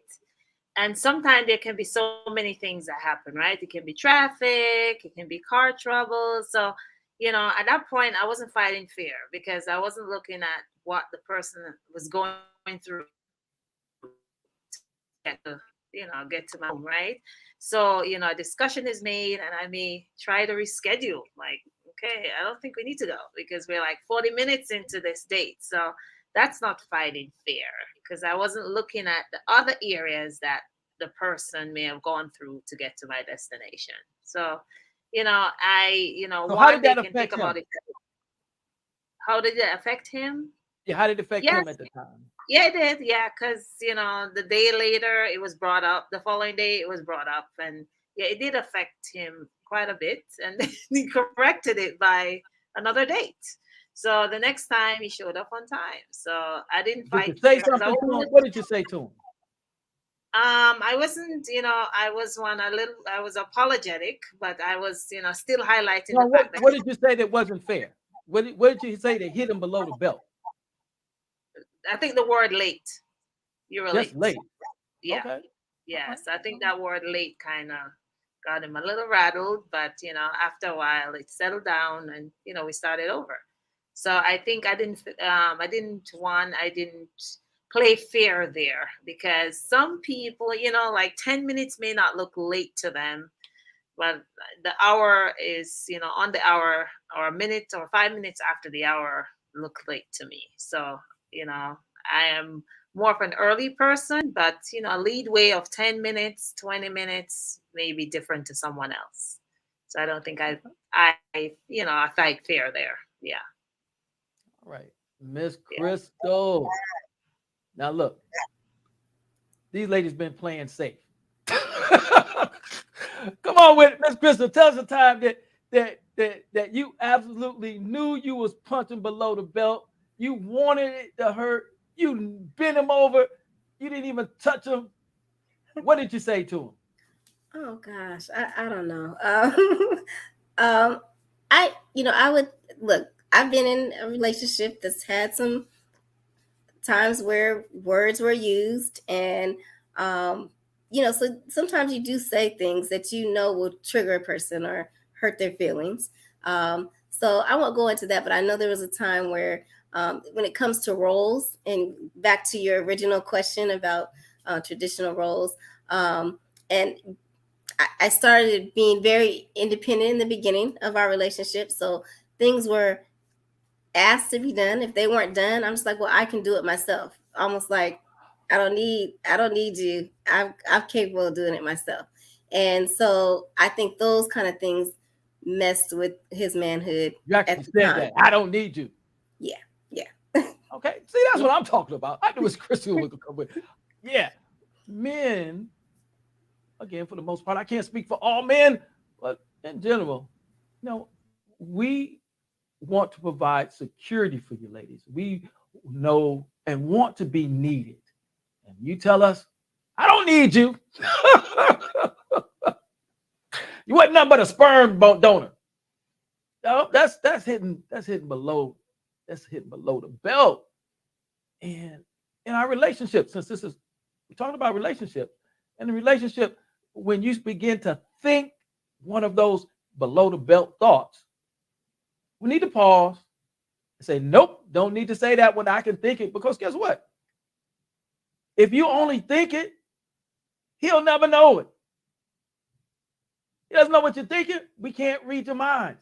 I don't know how many. If I had $1, 50 cents for every man that says, I can't read your mind, I'd be absolutely rich. But look, it's almost 9 o'clock.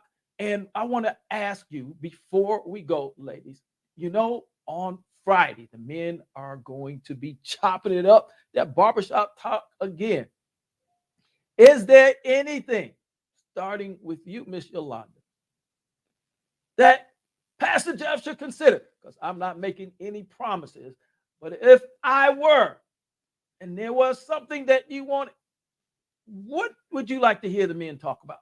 What would you think? What would help you? What do you think would help other women for us men to talk about on Friday, while the ladies are the flies on the wall, just listening?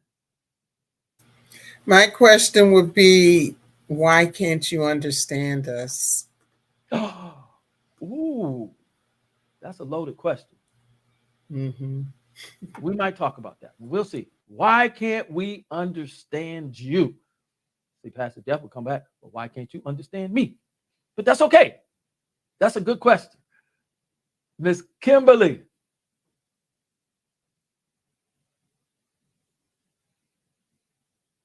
Are you there, Miss Kimberly? Yes, I'm there. I'm trying to think. I'm trying to think of a question. Ask the other ladies to come back to me. All right, we'll go to Miss Tanya. Miss Tanya, what question would you like Pastor Jeff to consider to ask, or a topic for the men to talk about on this coming Friday, if we come around to it? And again, I'm not promising, but if you put it in my head, it just might come out. So what would bring value to our relationship? What would bring value to, or more value to our relationship? Okay. All right. All right. Why can't you understand me and what would bring value to the relationship? And I see Renee coming, but we will go ahead and ask you, Miss Crystal, and then we're going to turn it over to Miss Renee.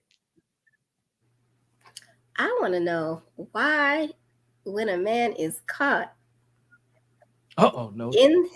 caught and you can see what's happening, they will still deny the truth. That's what I'd like to know.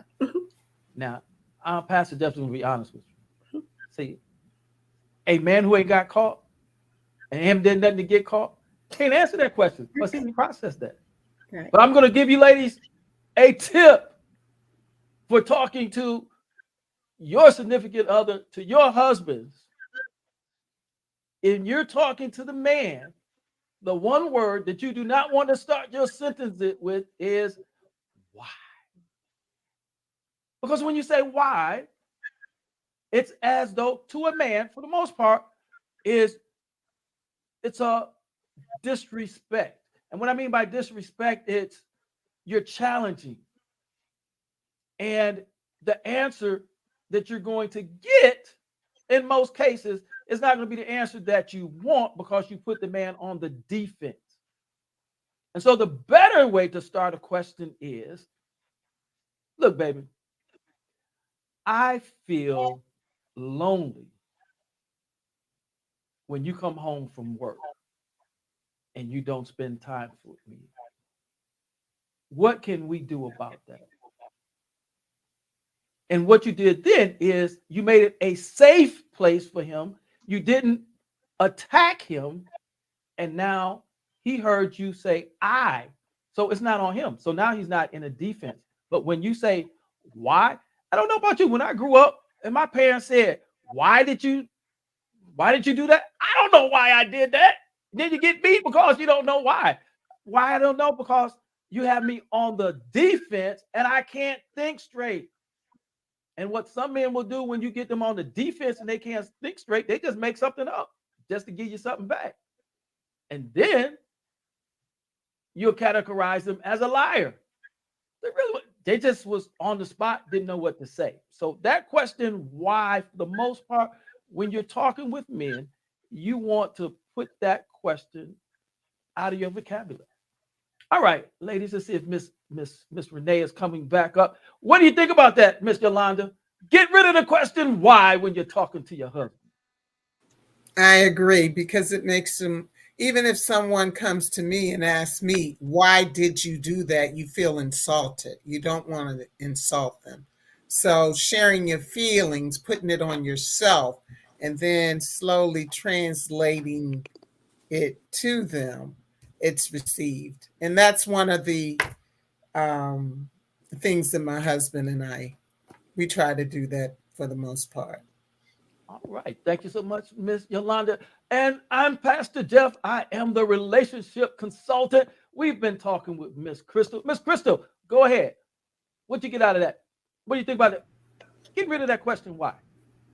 Oh yeah, definitely. I agree. You can definitely start on the defensive. I agree with Yolanda. If someone asks me why, and it has been an issue, ask me why, I'm defensive as well. So that was a great tip, and I definitely will use that going forward, Pastor Jeff. Thank you.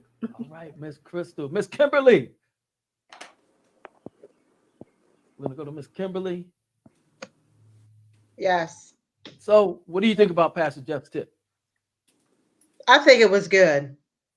Yeah, because that whenever you say why, that does put people, especially men, on a defensive, and almost like you kind of like blame them.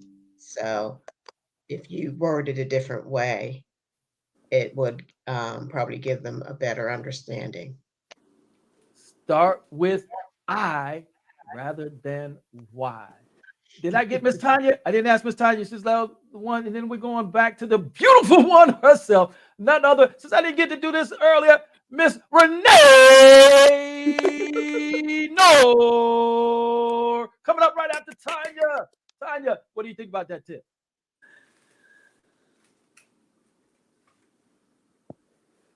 It's on you, Miss Tanya. She's finding her mic.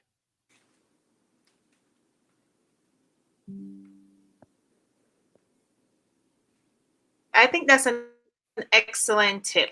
Okay, because I think why creates doubt, and sometimes it creates a little guilt before the person give an answer. So starting off with a more positive approach is better. So if we start off with why, sometimes our spouses or partners become maybe more defensive, and then we're putting like a question mark to their answer. So it's an excellent tip. Thank you so much. All right, there you have it. As I give it back to Miss Renee, start the sentence with I instead of why. Miss Renee, passing the mic right Yes. back to you. This has been a lovely Oh, thank segment. you. Well, let me say this, Pastor Jeff. You guys have been really doing an amazing job with not only answering these questions, you got the chat just blowing up over here. I'm looking at some of the comments right here. Miss Deborah Vick says communication is essential. It's truly, truly essential. One of the other ladies, Miss Maria, said, thanks, ladies, for all of those gems. Yeah, we got some diamonds there. You guys been dropping the diamonds. Another lady says something regarding to your message regarding to the and the gentlemen are also dropping diamonds. So that's for you, Pastor Jeff. Ladies, did you truly enjoy this conversation with the man himself? Did you really enjoy yourself? Yes, it was Did you learn excellent. some things as well? Okay. Yes, yes, yes. Well, I just want to say thank you, Pastor Jeff. Truly thank you for everything that you do in bringing not only those thought-provoking questions to the table, but also being able to give the ladies the opportunity to also pour into the conversations. Because, guys, on Fridays, as Pastor Jeff say, the ladies know they want to say something, but unfortunately, they're just flies on the wall. Oh my goodness. So we're so grateful to have everybody here this evening for Business After Dark. We are super excited and we look forward to having everyone to join us, of course, this week. I said, Pastor Jeff, today feels like it's a Friday. We've been having so much It fun with this does. week. So as we wrap up, would you guys like to provide some closing words of wisdom before we close out this week's segment of Business After Dark, all about the relationships? Who would like to go first? We'll take it to Miss Yolanda. Words of wisdom. I feel and believe that God loves us unconditionally. And to have a loving relationship with anyone, if we focus on his love for us, we have winning relationships with others. And thank you all very much, Pastor Jeff and Renee, for inviting me to be a part of this phenomenal group this evening. I've enjoyed myself and look forward to being a part of the next events if possible. Thank you very much. Awesome. Next, we have Miss Tanya. Yes, my gem for this evening is to value a relationship, spend quality time, listen to each other. And as Yolanda emphasizes, place God first in our relationship, okay? If you place him first, everything falls underneath. So make him your core in your relationship, but spending that quality time and loving on each other, because every day is uncertain, right? So every day we get up and we see our spouses, just value them, or partners, just love on them, okay? And it will definitely be a successful one. I'm Tanya and I'm done speaking.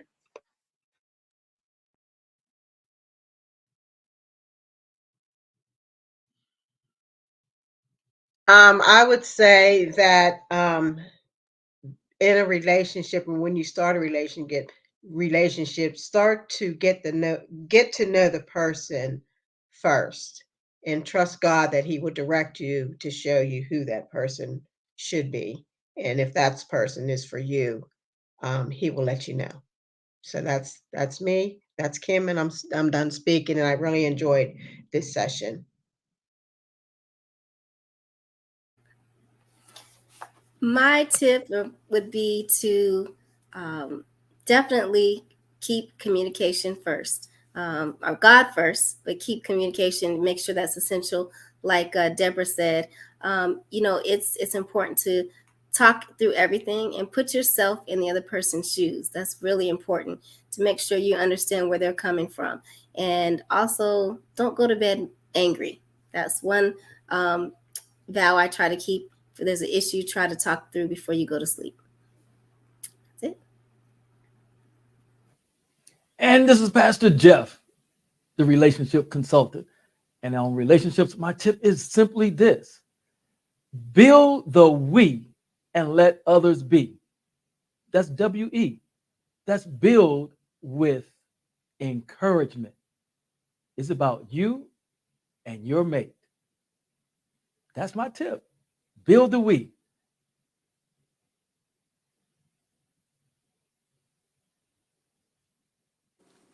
Absolutely incredible, guys. Truly, absolutely incredible.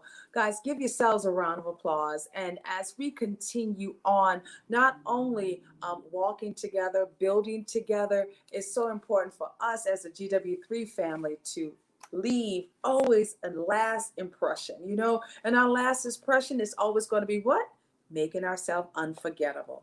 So, guys, I truly want to thank each and every last one of you all for being with us for this evening. Whether you're on YouTube or you're on Facebook, we truly, truly value you, and we look forward to seeing you all soon again. But until then, continue on keeping your shoulders back and your heads up. It's time for you to go blaze the universe, because the world needs another game changer, and that could be you.